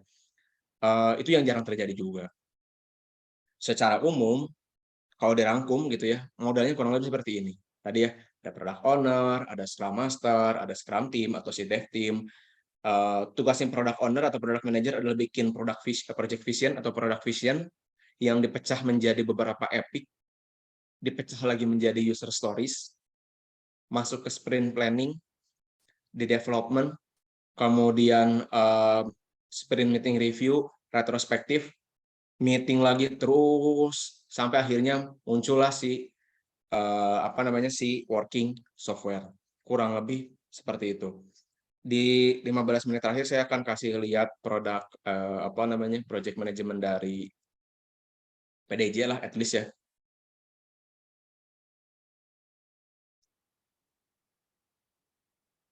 Nah, sebentar saya. Oke. Nah, di sini ada beberapa space atau biasa yang kita pakai buat projectnya. Ada sidebar, Sapa Warga. Ini yang saya biasa pakai, Portal Data Jabar. Di dalamnya ada beberapa produk lagi. Open Data Jabar, satu data, satu peta. Di dalamnya ada lagi untuk produk research, produk development, dan sebagainya. Kalau boleh saya kasih contoh, ini produk development-nya si satu data Jabar. Masih banyak yang di backlog atau yang to do. Kayak to do, misalkan kita pengen bikin data quality scoring. Ini kalau masuk ke dev, tampilannya harus udah ada dulu. Kalau tampilannya belum ada, nggak boleh masuk ke dev. So saya suruh kalau misalkan ya komunikasi di sini aja gitu. Ini nungguin epidunya Kang dan sebagainya. Nanti kalau misalkan dari to do masuk ke doing, apa yang dikerjain, masuk ke testing. Nanti habis testing di review komplit apa belum, kalau udah komplit masuk ke sini. Nah, ini prosesnya setiap hari. Tugasnya si product manager adalah nongkrongin si tools ini aja. Mana task yang masih to do, mana task yang lagi dikerjain, mana task yang masuk ke testing. Nanti dari QA-nya tinggal fokus sama si card ini gitu ya. Termasuk di open data juga prosesnya kurang lebih sama. Dan cara kita berkomunikasi satu sama lain via tools ini namanya ClickUp, ya udah di kolom chat aja gitu. Dan ini jauh lebih kalau buat saya jauh lebih efektif karena saya nggak bisa ngasih sembarangan tugas ke tim dev sebelum saya lihat backlognya. Kalau backlognya masih banyak atau di to-do-nya masih banyak, saya ngantri masuk dulu aja ke backlog gitu. Atau misalkan kalau ada yang diprioritasin gitu ya tinggal bilang aja, Kang ini diduluin ya, nanti yang dari doing-nya digeser aja ke to do. Nah, proses komunikasi seperti itu nggak akan bisa terjadi kalau misalkan kita nggak saling percaya satu sama lain. Nah, itu yang kita kita bangun terus-menerus, develop terus-menerus, di develop terus-menerus supaya sesuai dengan targetnya gitu, mau kayak gimana. Kurang lebih itu spill sedikit soal tools yang kita pakai. Kalau ada yang mau nanya, mangga. Sudah ada Dipersilakan. pertanyaan tuh. Ya, Kak Ya Fatur, warna nggak hatur usah lah. nuhun. Hatur nuhun Siap. sharingnya. Ya, mungkin itu ya gambaran terkait pelaksanaan atau implementasi dari Agile dan Project Management di JDS. Barangkali udah ada yang terbayang atau mungkin belum ada juga yang terbayang gimana kalau dilaksanain atau diimplementasikan di Diskominfo kota gitu. Tapi yang jelas sudah ada pertanyaan-pertanyaan. Mohon izin rekan-rekan, ini dari Pak Arief dulu ya, saya bacain ya. Yang pertama, bagaimana mengkoordinasikan dan mengkolaborasikan pekerjaan JDS dengan bidang-bidang di Diskominfo Jabar, dan bagaimana batasan pertanggungjawabannya dengan Diskominfo Jabar. Ya, mangga Kang Fatur. Atau gini aja ya, kita kumpulin dulu deh. Dari Iwan sama Kang Yana. Mangga Iwan dulu. Terima kasih Bu Ira. Kang manggilnya Kang Fatur apa Om ya? Mas. Mas Fatur ya. Kang, punten ada 4 pertanyaan sebenarnya yang pengen saya tanyakan. Yang pertama, banyak amat Wan. Lumayan banyak soalnya catat dulu. Dari awal Bu sampai akhir tadi. Saya suruh ngumpul ya. Yang pertama itu kan Agile itu kan lincah ya Kang ya. Nah, Mhm. itu gimana cara ngontrolnya terutama dalam project gitu ya. Cara kontrol di JDS-nya itu seperti apa. Nah, terus Oke. yang kedua, eh, Tribe ini kan dia kira-kira menghandle berapa produk gitu kan biasanya idealnya dalam Oke. satu tribe itu. Karena kan tadi squadnya banyak juga ya, mungkin 4 ya, ada 4 squad. Nah, terus yang ketiga biasanya kalau di JDS untuk memonitoring produk yang udah rilis itu gimana sih, pakai tools apa atau ada Oke. metodenya sendiri, dari mulai Oke. tadi ada bug fixing, terus misalnya Ya. ada Ya. request fitur tambahan. Oke. Terus yang terakhir tadi di MVP produk kan ada dua prism, itu tiap tahapnya apakah dilakukan riset gitu kan setelah aplikasinya fungsional dulu. Nah itu Oke. Oke. nah itu kan ada yang kanan dan yang kiri ya kan ya. Yang saya tanyain yang ini sih yang true MVP-nya. Nah dari setiap tahapan itu apakah selalu dilakukan riset Oke. riset produk. Nah, Oke. dan memungkinkan nggak sih kalau misalnya udah tahap empathic design terus balik lagi gitu, ada Oke. perubahan. Oke. Itu mungkin kan. Siap. Oke. Mangga, Kang Yana.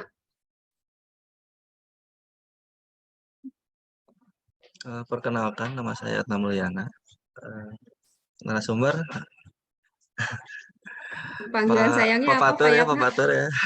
Panggilan sayangnya apa, Pak Yatna? Ini mungkin boleh diperlihatkan yang apa yang tadi teh yang 4 manifesto itu ya, yang jadi Oke. 4 kelompok. Agile manifesto ya. Ya. Nah, Oke. yang ini nih untuk yang software yang bekerja di atas dokumentasi lengkap gitu. Ini kan dokumentasi itu kan sangat penting gitu ya. Terutama kita bekerja di pemerintahan gitu ya. Karena apapun harus terdokumentasi dengan Betul. baik gitu. Untuk mempertanggungjawabkan kerjaan kita itu yaitu buktinya itu dokumentasi gitu.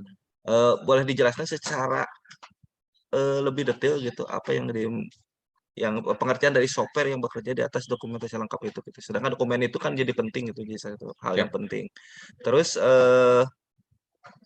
bagaimana kalau di sana gitu ya untuk implementasi Agile ini mengatasi penolakan dari misalkan kita mau mengimplementasikan misalnya di Kota Bandung deh, mengimplementasikan Agile ini pasti kan ada penolakan-penolakan tadi yang pernah Betul. dibilang. Nah ini bagaimana sih cara mengatasinya, bagaimana treatmentnya gitu ya. Soalnya kan pasti ada penolakan dari eksternal organisasi. Karena ini akan berimplikasi pada eksternal juga, misalkan dari OPD-OPD lain. Terus kita juga kan nggak bergerak hanya di Kominfo saja. Pasti Betul. akan seolah dilihat gitu, misalkan oleh inspektorat atau gimana gitu. Nah ini hubungannya nanti juga akan terhadap dokumen itu sendiri gitu ya nantinya kan, karena berhubungan dengan yang lain. Terus kalau untuk Agile ini diimplementasikannya mungkin yang ketiga ya, diimplementasikannya hanya pada satu aplikasi tertentu, ataukah memang ini secara keseluruhan JDS? Oke. Mungkin segitu aja. Atur nuhun. Atur nuhun. Oke, siap. Mangga, silakan dijawab, Kang Fatur. Siap. Dari yang Pak Arif dulu berarti ya. Bagaimana mengkoordinasikan dan mengkolaborasikan pekerjaan di JDS dengan bidang-bidang di seluruh Jabar? Oke. Dan bagaimana batasan pertanggungjawaban dengan di seluruh Jabar? Oke.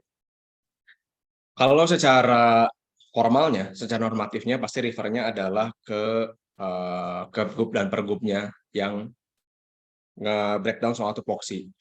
Tapi kadang apa yang tertulis beda dengan apa yang terjadi ya.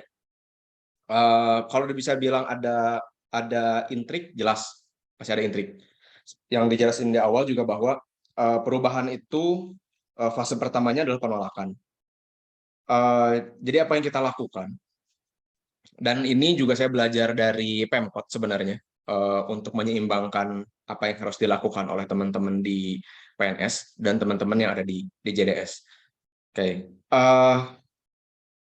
Yang pertama adalah untuk menyeimbangkan kebutuhannya gitu ya, menyeimbangkan kebutuhannya adalah atau mengkolaborasikan kebutuhannya, saya perlu tahu dulu urgensi teman-teman di bidang di Kominfo Jabar itu sejauh apa. Contoh, misalkan operasional satu data Jabar, open data dan sebagainya, irisannya dengan bidang statistik Kominfo Jabar itu apa? Oh, yang bertugas untuk ngumpulin data dan ngegedor-gedor OPD adalah tugasnya bidang statistik. Ya udah, itu dikasihin ke bidang statistik aja. Kita lebih fokus di pengembangan teknologinya. Oke. Irisan yang kedua, lalu apa tugasnya bidang Aptika kalau misalkan pengembangan produk itu ada di JDS? Oke. Selama proses pengembangan produknya belum bisa dihandle oleh tim Aptika, maka itu dikembangkan dulu oleh JDS. Kalau misalkan dari Aptikanya merasa oke, secara resource kita siap, secara secara prosesnya kita siap dilibatkan, maka dilibatkan Aptikanya. Memang idealnya beberapa waktu yang lalu JDS ini pernah ada sesi diskusi sama Pak Yanuar Nugroho. Pak Yanuar Nugroho tuh sekarang di Bappenas sempat menjadi advisernya Pak Jokowi waktu di KSP. Kita diskusi soal sebenarnya bagaimana sebaiknya si inovatif unit ini beroperasi di pemerintah. Satu pertanyaan yang kita tanyakan adalah kapan si JDS ini harus tetap ada? Atau bagaimana mengatakan atau bilang bahwa JDS ini sukses, gitu ya? Jawabannya adalah sebenarnya sederhana, singkat, dan itu masuk akal juga. JDS itu berhasil atau inovatif unit itu berhasil ketika bubar. Jadi tujuannya JDS dibentuk adalah untuk dibubarkan sebenarnya. Artinya proses transformasi digital itu tidak perlu lagi dikawal oleh inovatif unit, gitu ya. Itu sudah berada di habitnya si organisasi secara utuh, sehingga nggak perlu lagi inovatif unit, gitu ya. Nah, proses untuk menjadikan inovatif unit itu ada di setiap unitnya, tahap pertamanya adalah dengan penolakan tentunya. Nah, tapi kita nggak bisa kekeh gitu aja gitu untuk oh ini tetap di JDS dan sebagainya, enggak.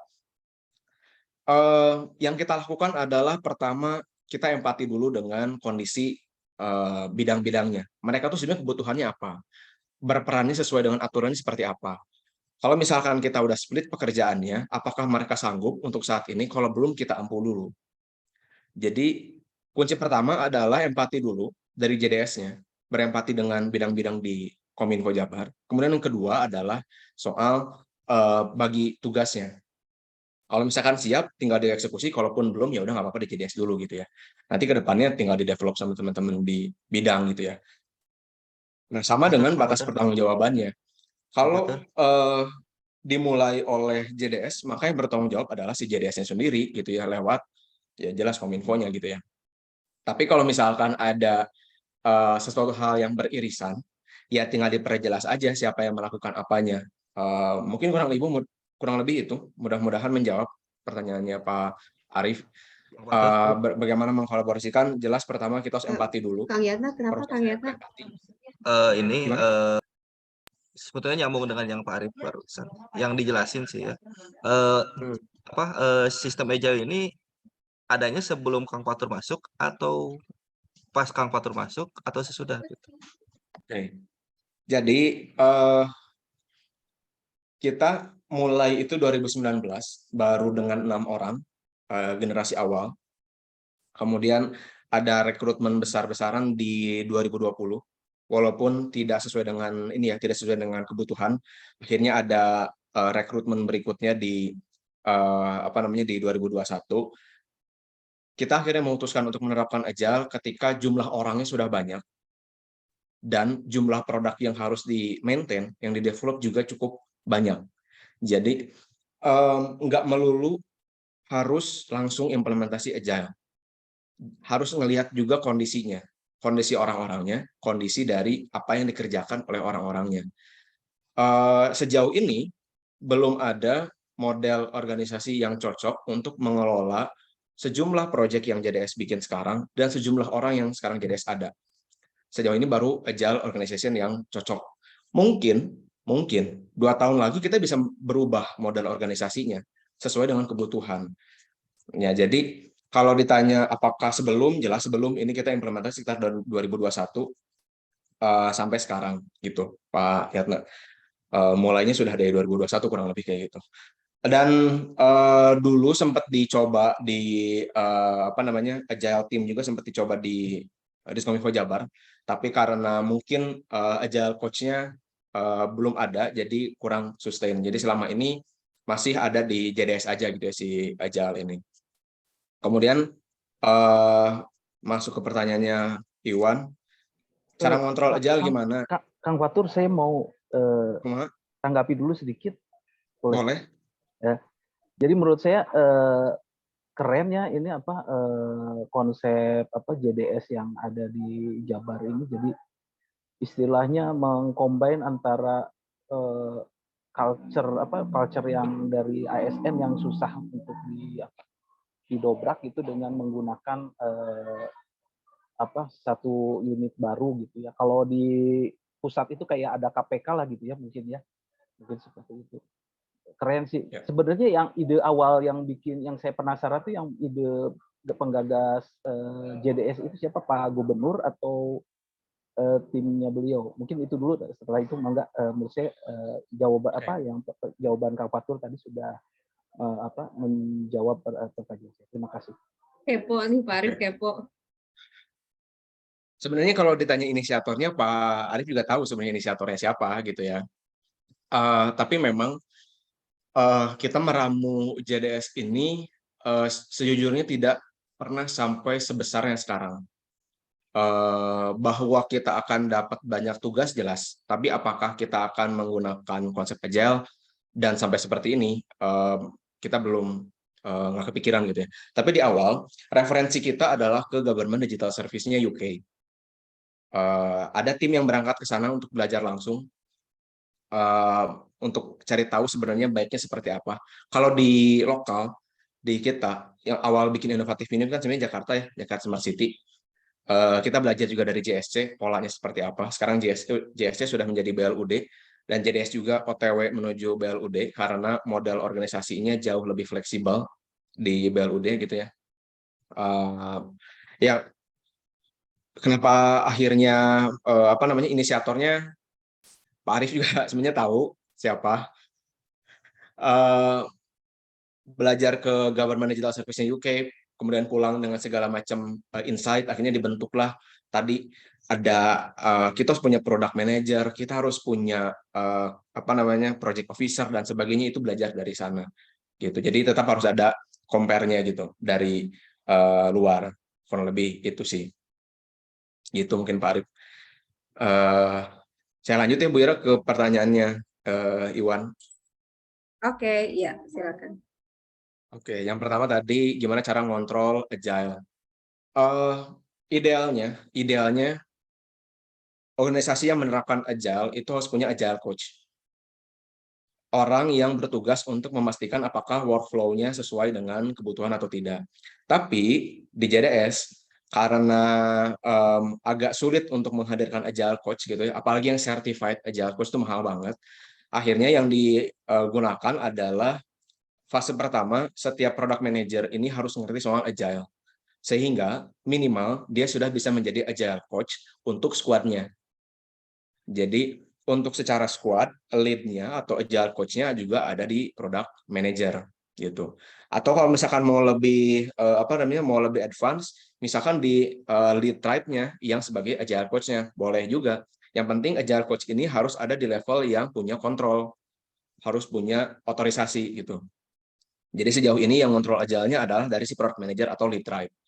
Kemudian yang kedua, berapa produk dalam satu tribe, ini macam-macam. Kalau di EDJ sekarang ada 6 produk 2 layanan. Di CES itu ada 4, kalau nggak salah 4 produk dan 1 layanan. Di Ghost itu ada 1 produk 1 layanan.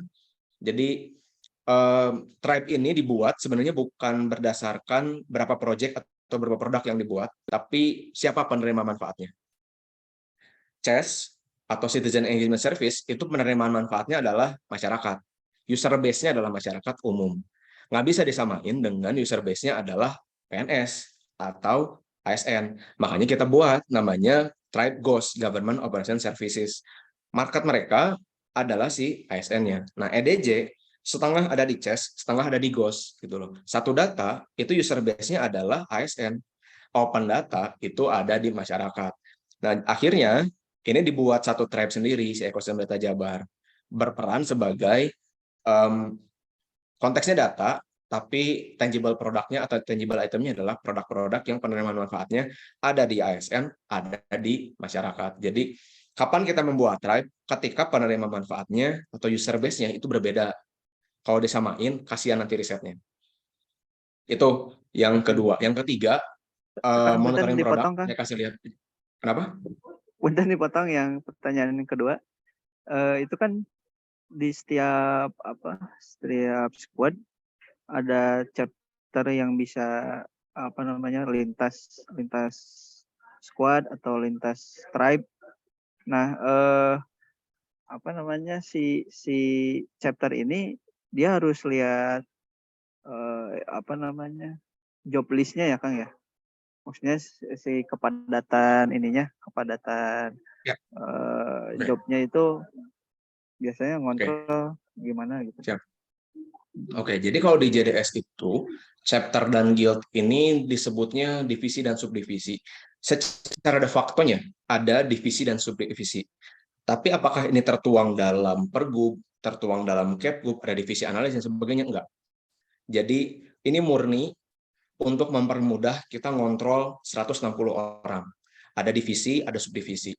Si chapter gitu ya, posisi yang sama dan lintas tribe itu dikumpulin jadi subdivisi. Kayak saya PM di ekosistem data Jabar. Dengan PM di Ghost, di sidebar misalkan, kalau kita pengen ngumpul gitu ya antar PM, ya berarti ngumpulnya subdiv PM di bawah divisi analisis. Itu nggak ngomongin kerjaan. Kalau subdiv itu nggak ngomongin kerjaan, lebih ke personal development aja, self development. Misalkan saya tahu kalau di Ghost atau di CES habis riset X gitu ya. Terus saya pengen bikin riset X-nya juga. Saya bisa nanya ke PM-nya. Kemarin lesson run-nya riset ini kayak gimana? Saya pengen nyoba juga gitu. Jadi lebih ke arah sana kalau si chapter dan guild di JDS gitu kurang lebih. Jadi kalau squad dan tribe itu baru ngomongin kerjaan gitu. Kalau yang ketiga tadi ya monitoring produk, ini salah satunya. Kita selain pakai Google Analytics, kita juga pakai dashboard yang di-develop secara mandiri oleh teman-teman data analytics, baik dari satu data maupun si open datanya. Ambil contoh yang satu data, kita ada target waktu itu untuk mengakuisisi user yang baru dengan lihat dari jumlah user yang lama, siapa yang sudah login dan sebagainya. Nah, kita ketahuan nih user mana yang belum pernah login, kenapa mereka nggak login dan sebagainya. Ini bagian dari produk analytics-nya. Nah, ini nanti kalau misalkan kita pengen ningkatin ningkatin jumlah akuisisi usernya, kita lihat nih, kita riset. Saya ngobrol sama BA-nya, business analyst. Bisa nggak kita naikin user base-nya kita? Coba analisis lebih dalam deh. User base seperti apa yang bisa kita penetrasi? Oh, ada Jafung statistisi, oh ada Jafung analis kebijakan, oh ada Jafung peranata komputer, oh ada Jafung peneliti. Kayaknya jabatan fungsional ini lebih mudah untuk diakuisisi deh. Kita masuk ke sana, kita riset dan lain sebagainya. Itu tujuan dari si product analytics-nya. Jadi bukan hanya ngelihat aktivitinya aja, dan capaian-capaian kayak berapa jumlah dataset dan sebagainya, tapi juga sampai ke case-case khusus gitu ya, akuisisi user atau misalkan ke penetrasi usernya sampai sejauh mana, kurang lebih itu monitoring produknya. Kemudian yang berikutnya adalah cara riset untuk MVP. Oke. Rilisnya untuk MVP. Yang pertama harus dilakukan ketika kita akan merilis sebuah MVP adalah kita harus ngerti value apa yang pertama kita mau tawarkan atau kita kasih ke user. Contoh, open data, value-nya adalah mempermudah pencarian data publik. Oke, selesai sampai situ. Baru kita breakdown. Bagaimana caranya? Atau kita pecah pencarian data publik. Oke, berarti harus ada fitur pencarian di situ. Kalau nggak bisa nyari, kalau si produk tersebut nggak ada fitur search-nya, nggak bisa disebut MVP. Itu satu. Yang kedua adalah pencarian data publik. Batas ada data publiknya. Kalau ada fitur pencarian tapi tidak ada data publiknya, maka nggak bisa disebut open data. Nah, dua hal tersebut, pencarian dan data publik, itu harus ada di rilisan pertama open data. Sebelum kita mikirin apakah nanti bentuk tabelnya gimana, nanti ada API-nya atau enggak, bentuknya JSON atau bukan, ada artikel, infografis, sebagainya. Itu nanti. Yang penting, user bisa nyari data publik di open data. Satu siklus riset tuh. Ide besarnya dulu ya kan ya? Ya, karena kalau misalkan kita hadirkan visualisasinya, infografisnya, artikel, tapi dia nggak bisa nyari data publiknya, ya buat apa dibuat gitu kan? Untuk apa dibikinnya? Karena core-nya bukan di situ, valuable-nya bukan di situ. Makanya kita mulai dari value-nya dulu gitu. Nanti kalau misalkan itu sudah di-deliver, baru kita increment, naikin proses di iterasi ulang, bukan increment, sorry, iterasi. Kita riset lagi, apa nih fitur berikutnya nih yang dibutuhkan oleh si user? Oh, ternyata user itu perlu lebih dari sekedar tabel. Oke, bentuknya seperti apa? Visualisasi, oke. Apakah perlu disertakan dengan artikel, dengan narasi dan sebagainya? Enggak, misalkan hanya perlu visualisasinya aja. Sampai jam Jadilah 12. si infografis misalkan. Kurang lebih kayak gitu. Jadi setiap prosesnya di iterasi gitu. Itu yang nomor 4. Fokusnya pada value yang dulu yang di-deliver, nanti baru increment, riset, dan sebagainya. Menjawabkah, Kang Iwan? Menjawab Kang, punten. Siap. Lanjut ke pertanyaan Pak Yatna.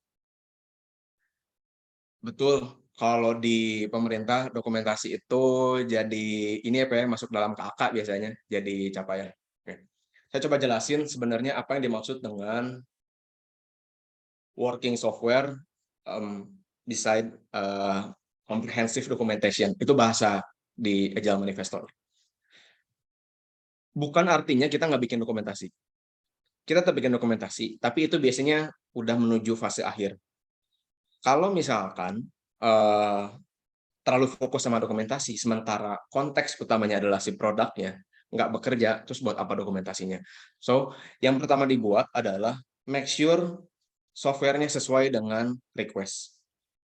Tadi kalau misalnya open data, kita bicara bisa nge-searching nggak? Bisa nampilin data nggak? Bisa nampilin infografis nggak? Bisa. Nanti kalau semuanya secara fungsionalnya udah oke, si dokumentasi bisa jalan secara nyicil tuh. Jadi nggak ngejar dulu dokumentasinya lengkap atau enggak gitu ya. Tetap dikerjain, tapi fokusnya adalah software-nya dulu, produknya dulu. Nanti si dokumentasinya berjalan. Karena kita juga tahu, karena di JDS pun juga ada, kita ada satu tools yang kita pakai untuk knowledge management, yang kita pakai juga untuk dokumentasi produk-produk gitu ya. Kayak ini di mana ya, ekosistem data Jabar tuh. Nah, ekosistem data Jabar, portal data, bisa portal data. Kita bikin ininya, dokumentasinya, tetap bikin. Tapi make sure prosesnya jalan dulu.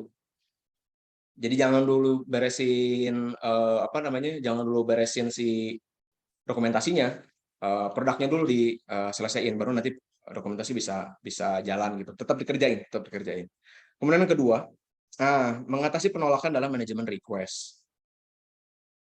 Ini udah makanan sehari-hari PM. Dapat request sana sini, harus nolak sana sini. Kuncinya satu, kalau untuk PM, asertif tadi. Asertif tuh menerima dengan kondisi, menolak dengan alasan. Menerima dengan kondisi itu jadi gini.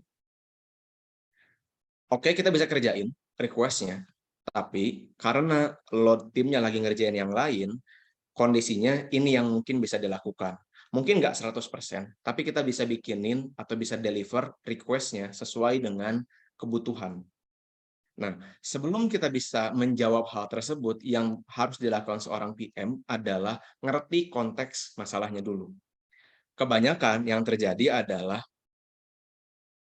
apa yang diminta itu yang dikerjain, padahal nggak melulu. PM itu harus bisa ngefilter konteks utama dari request-nya. Dengan cara, ya berempati dengan usernya, berempati dengan stakeholders-nya. Contoh, kasus yang harus terintegrasi dengan SIPD perencanaan. Dari stakeholders adalah mintanya, Kang Fatur pokoknya harus terintegrasi dengan SIPD. Yang harus saya lakukan adalah riset, tanya dulu, maksudnya terintegrasi gimana Bu? Apakah kita narik data dari mereka? Apakah kita yang ngirim data ke mereka?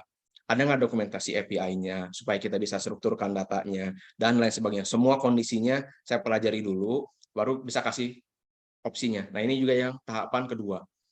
Ketika kita sudah bisa menerima dengan kondisi, biasanya kita diminta untuk ngasih opsi. Minimal 3. Bukan minimal, maksimal 3. Maksimal 3 opsi. Nggak boleh lebih dari itu. Kalau 3 opsi, kita breakdown. Plus minusnya apa setiap opsinya. Konsekuensinya apa? Oh, kalau misalnya pakai model opsi yang pertama, konsekuensinya adalah X. Opsi kedua, konsekuensinya adalah Y, dan sebagainya. Nanti yang kita highlight adalah justru konsekuensinya, bukan benefitnya. Karena justru konsekuensinya yang akan lebih menentukan gitu. Karena kalau benefitnya adalah sebenarnya sesuai dengan request-nya sebenarnya, request utamanya. Ini masalah konsekuensi yang ditimbulkan dari ketika kita menerima request-nya. Konsekuensi mana yang paling bisa diterima, baru itu yang kita kerjakan. Nah, proses memberikan opsi itu tergantung. Kalau misalkan dibutuhkan saat itu juga, ya mau nggak mau harus cepat gitu. Paling A, B, C gitu. Kalau lebih dari itu agak sulit untuk ngasih pimpinan opsinya gitu, mempermudah ngambil keputusan si pimpinan. Jadi kalaupun kita nolak itu dengan alasan tertentu. Alasannya pun biasanya kita buat yang jelas harus objektif. Misalkan, Bu, request ini mah kayaknya bisa digabung ke sprint berikutnya. Karena di backlog kita, ini udah ada yang mirip nih, tinggal kita refine aja backlognya. Nanti kita masukin ke sprint berikutnya. Atau kita tanya dulu, ini perlu rilisnya kapan? Biasanya yang dijawab adalah, nggak tahu ya, takut ditanya aja. Ya udah, kalau misalkan perlunya adalah dijawab, bukan dikerjakan, saya yang tanggung jawab. Kalau ada apa-apa, tanya saya, nanti saya yang jawab langsung gitu. Kalau misalkan ternyata ada request yang harus kita tolak, tapi ternyata dengan pakai kata-kata mantra biasanya, Kang Fatur ini Pak Gub yang minta, Kang Fatur ini Bu Kadis yang minta, misalkan kan gitu ya. Biasanya kalau saya minta backup dari lead tribe ataupun koordinator, saya approach-nya ke mereka dulu, Kang, ini teh nggak mungkin dieksekusi karena gini. Kang, ini teh mungkin dieksekusi tapi ini. Saya nggak mungkin langsung approach ke Bukadis. Lead tribe-nya yang lebih cepat ke ke Bukadis gitu ya. Mangga minta tolong disampaikan ke Bukadis. Apapun hasilnya, konsekuensinya udah ditulis di sini. Dan ini konsekuensinya tim udah siap. Oke, jadi segalanya diselesaikan dengan komunikasi gitu ya. Tapi untuk kondisi tertentu, kalau misalkan dengan mantra Pak Gub yang minta, nah itu kadang-kadang jatuhnya bukan penolakan ya, tapi opsi-opsinya yang dibuat lebih bisa di-adjust, kurang lebih kayak gitu sih, Pak. Terakhir, agile untuk semua produk, tentu semua produk ya, bukan project. Karena di JDS juga ada sifatnya project, kayak Desa Digital. Desa Digital itu project, bukan produk. Nggak ada produk tertentu untuk Desa Digital. Tapi kalau untuk produk di portal data Jabar, dashboard Jabar, itu biasanya diimplementasi dengan model agile gitu. Karena secara organisasi pun sudah agile, agak aneh aja ketika diturunkan ke dalam proses development produk itu belum agile. Karena toh setiap orang yang di hire oleh manajemennya atau oleh sekretariatnya JDS itu memang minimal harus sudah paham soal agile itu apa. Walaupun belum kafah gitu ya, tapi at least dia udah tahu proses-proses seperti apa yang akan terjadi di agile. Itu mungkin dari pertanyaan-pertanyaannya mudah-mudahan terjawab. Mangga kalau ada tanggapan atau pertanyaan lanjutan. 10 menit, Bang ya, 10 menit lagi. Ya, Bu mangga Ira, mohon barangkali. izin. Sebetulnya Ya, ada sih pengen nanggapin. Cuman mangga. kayaknya lihat muka-mukanya udah pada lapar gitu. Kita masih ada waktu kok, sekitar 10 menit lagi. Mangga, Kang Ya, Yata. sebetulnya kalau misalkan dilihat dari ini sih make sense banget seperti yang tadi kenapa dokumentasinya misalkan di akhir gitu ya.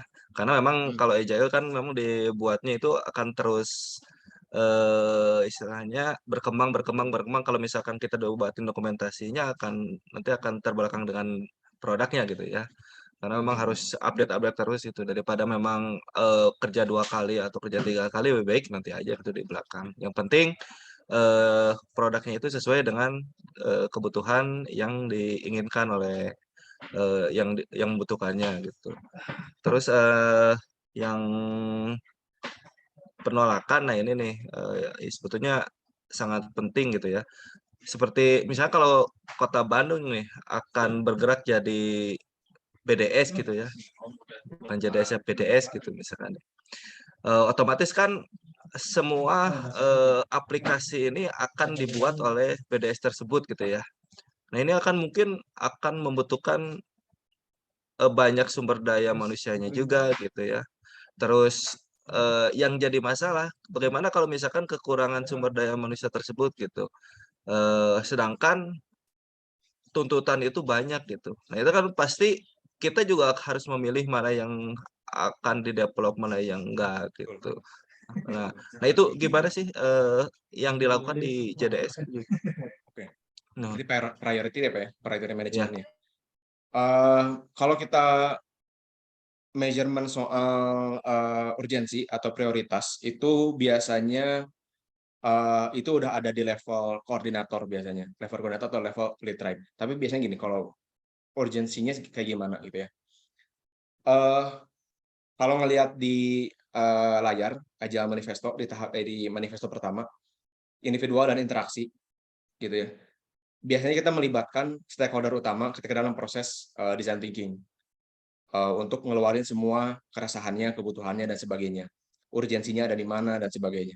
Baru setelah itu kita list down priority-nya seperti apa. Itu kalau sudah masuk ke dalam satu produk tertentu, prioritasnya seperti apa. Sehingga ketika kita udah punya list prioritas, kita lebih mudah untuk nego gitu ya.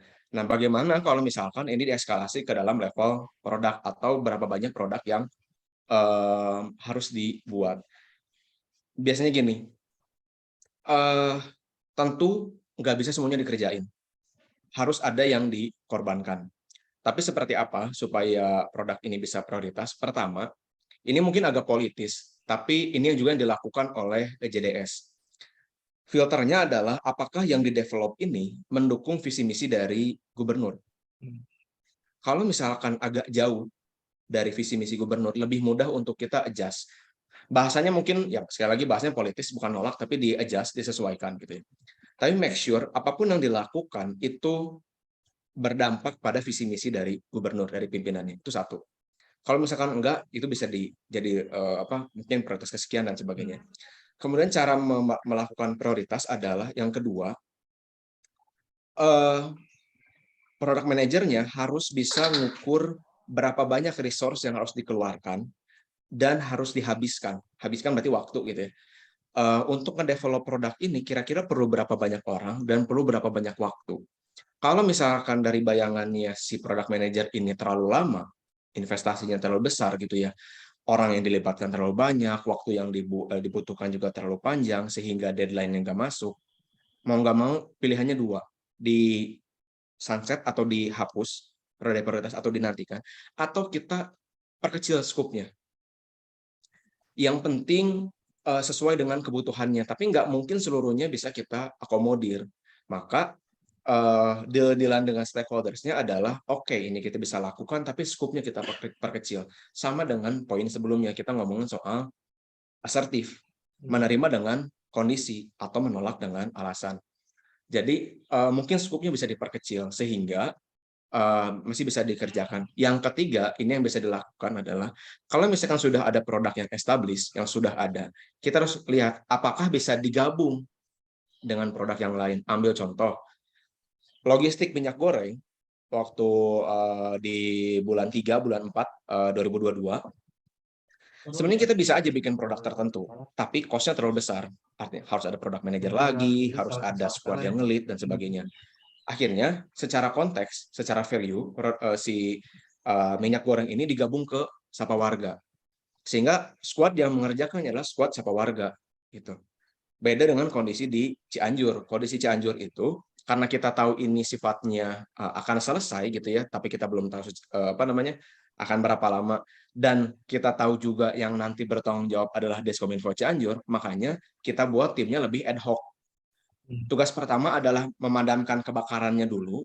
Nanti kalau sudah padam kebakarannya, baru kita deliver ke Cianjurnya gitu loh. Yang pisau dapur ini bikin squad khusus, tapi sifatnya lebih ad hoc.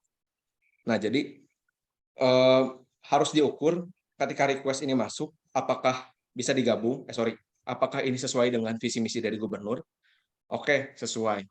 Tahap kedua, ini bisa digabung nggak dengan produk yang lain? Jatuhnya bukan produk baru, tapi lebih ke pengembangan. Oh bisa, ya udah masukin, selesai. Kalau misalkan nggak bisa, harus bikin produk baru. Mau nggak kita invest di situ, resource-nya, waktunya? Kalau misalkan mau, ya udah jadiin satu produk aja gitu loh. Dan kita harus juga tahu sustain nggak ini produk. Kalau misalkan cuma sekedar waktu tertentu, ya udah jadi ini aja, ngegabung sama squad yang lain aja, atau ini bikin ad hoc aja. Kurang lebih kayak gitu sih kondisinya di JDS gitu. Kalau kontrak personalnya ini per tahun atau kalau ada proyek kan di sana gimana? Ini per tahun. Jadi Per tahun. si personilnya ini harus siap dengan tas apapun yang dibebankan ke orangnya gitu ya. Dan mungkin juga yang agak challenging kalau di JDS itu kalau soal resource, kita compare-nya atau bukan compare, tapi tantangan terbesar kita soal talent adalah justru di startup. Karena banyak banget dari kita, antara kita hijack dari startup atau kita di-hijack oleh startup gitu loh. Kalau sekarang kondisinya jauh lebih kompleks karena di kementerian sudah ada DTO, di Jakarta ada JSC, di Kemendikbud ada GovTech walaupun mereka kolaborasi sama Telkom gitu ya. Talentnya yang kita rebutan gitu di situ. Di Bio Farma ada Direktorat Transformasi Digital, ada beberapa orang kita, alumni kita juga ke sana. Ya tempurnya adalah justru sama startup kalau resource di JDS itu. Jadi ya mau nggak mau segala macam aspeknya juga harus dipertimbangkan gitu kalau misalkan. Dan ini lesson learned juga buat Bapak Ibu sekalian. Kejadian Picobar itu cukup berdampak pada kesehatan mental anak-anak tim di JDS gitu ya. Karena salah satu resign terbesarnya adalah di 2020 ke 2021 karena pace yang begitu dinamis ketika ngurusin Picobar. Investasinya adalah semua produk yang sedang dikembangkan di hold, semua fokus ke Picobar, tapi karena harus menguras energi mental dan sebagainya, di akhir tahun sayangnya beberapa harus ada yang pindah tugas dan sebagainya. Nah, itu jadi lesson learned buat kita juga untuk lebih bijak untuk handle resource dengan project manajemennya. Kurang lebih itu sih. Hatur nuhun, hatur nuhun. Ya, termohon. Kang Fatur, ternyata kalau digali lagi kasus-kasus banyak ya yang bisa kita pelajari ya dari kasus-kasus yang ada gitu. Saya juga tertarik untuk kita lebih menggali ke kasus kalau ada kegiatan serupa seperti ini lagi juga mungkin. Nah, tadi ada pertanyaan satu lagi dari Pak Ali. Terakhir mungkin ya. Untuk case pisau dapur, kenapa dibuatkan aplikasi khusus bukan aplikasi general untuk kebencanaan Jabar? Apa pertimbangannya? Apakah test case untuk kemudian di scale up? Enggak. Sebenarnya sedikit di-spill sama saya tadi, cuma saya jelaskan lebih dalam lagi untuk pisau dapur. Satu, pisau dapur itu proyeknya adalah pemadam kebakaran sebenarnya. Ada kondisi yang chaos yang harus kita selesaikan terlebih dahulu, baru kita lanjut dengan proses-proses berikutnya. Itu yang pertama. Jadi ya harus kebakarannya dong dipademin, nggak perlu nyari tahu siapa yang harusnya bertanggung jawab gitu ya. Jadi kalau ada kebakaran nggak perlu nanya kenapa kebakarannya, yang penting padam dulu. Sama dengan kasus yang Cianjur juga. Kita tahu bahwa kendali penuhnya adalah Diskominfo Cianjur. Tapi karena mungkin ada kesulitan untuk bergerak dan sebagainya, makanya dibantu oleh Pemprov. Jadi yang pertama itu. Yang kedua, berhubungan dengan poin pertama juga, kenapa jadi aplikasi khusus? Karena sebenarnya aplikasi ini hanya sifatnya temporer dan kedepannya itu akan dikembangkan lebih lanjut oleh Cianjur. Kalau misalkan ada aplikasi general untuk kebencanaan Jabar, sebenarnya ada dari BPBD Jabar, namanya Barata, aplikasinya Barata. Tapi ketika itu, tim BPBD fokusnya adalah evakuasi dan mitigasi bencana, bukan ngedevelop aplikasinya. JDS mengisi ruang yang ketika itu ditinggalkan oleh BPBD, bukan karena sengaja ingin ditinggalkan, tapi karena memang ada urgensi lain, yaitu mitigasi dan evakuasi kondisi di Cianjur. Sehingga ruang itu kosong, maka diisi oleh Diskominfo Jabar, oleh JDS. Nanti setelah BPBD-nya selesai evakuasi dan mitigasinya, akan kembali ke ruang yang ditinggalkan tersebut, ya udah kita mundur lagi dari situ. Biarkan dikembangkan oleh BPBD Jabar dan BPBD-nya Cianjur. Jadi ya kondisinya sangat dinamis gitu ya. Kalau misalkan semuanya dan faktanya terjadi, semua orang atensinya ke sana, semua orang pengen ngasih bantuan, tapi yang terjadi adalah justru distribusinya berantakan, malah bikin macet distribusi logistik dan sebagainya. Kondisi-kondisi kayak gitu yang kita coba permudah dengan digitalisasi. Bahkan sebenarnya yang maju ke depan itu adalah dari Jabar, itu sebenarnya bukan JDS-nya, tapi JKR, Jabar Quick Response. Itu yang lebih dulu untuk handle isu yang ada di Cianjur. Tapi sekali lagi, untuk meredam informasi publik yang beragam, scatter, dan sebagainya, maka kita buat si Pisau Dapur yang kedepannya adalah sebenarnya kita alih kelolakan juga ke Diskominfo Cianjur. Kurang lebih itu sih, Pak. Iya, benar ya, ada kasus lagi ya yang diangkat ya. Ya. Seru nih. Tapi untuk kali ini kayaknya kita sudahi dulu. Kalau masih ada yang penasaran, saya persilakan untuk japri aja terkait dengan product management dan agile konsep ini. Insya Allah kita akan ada sharing-sharing berikutnya dengan berbagai macam tema juga ya, seperti itu. Atur nuhun Kang Fatur atas sharingnya, dan juga Kang Yatna, Kang Iwan, dan Kang Ali atas partisipasi, juga Pak Arif partisipasinya dalam bertanya. Juga rekan-rekan sekalian yang walaupun wajahnya nggak kelihatan, tapi saya yakin menyimak, seperti itu. Baik, terima kasih sekali lagi, terima kasih kepada semuanya, dan mohon maaf apabila ada kekurangan-kekurangan dalam kegiatan hari ini. Kita sama-sama alhamdulillahirobbilalamin, billahi taufik wal hidayah. Wassalamualaikum warahmatullahi wabarakatuh. Waalaikumsalam. Nuhun Kang Batur. Tong kapok dipanggilnya, tong kapok. Bisa jadi ini coach nantilah. Coach, nah, serius, setuju. Coaching klinik nih ntar nih. Dihadirkan offline aja, Bu. Offline ya. Oke, sip. Itulah kita kerjain nanti di sini. Siap. Nuhun ya. Ya, teman semuanya. Assalamualaikum warahmatullahi wabarakatuh. Izin live.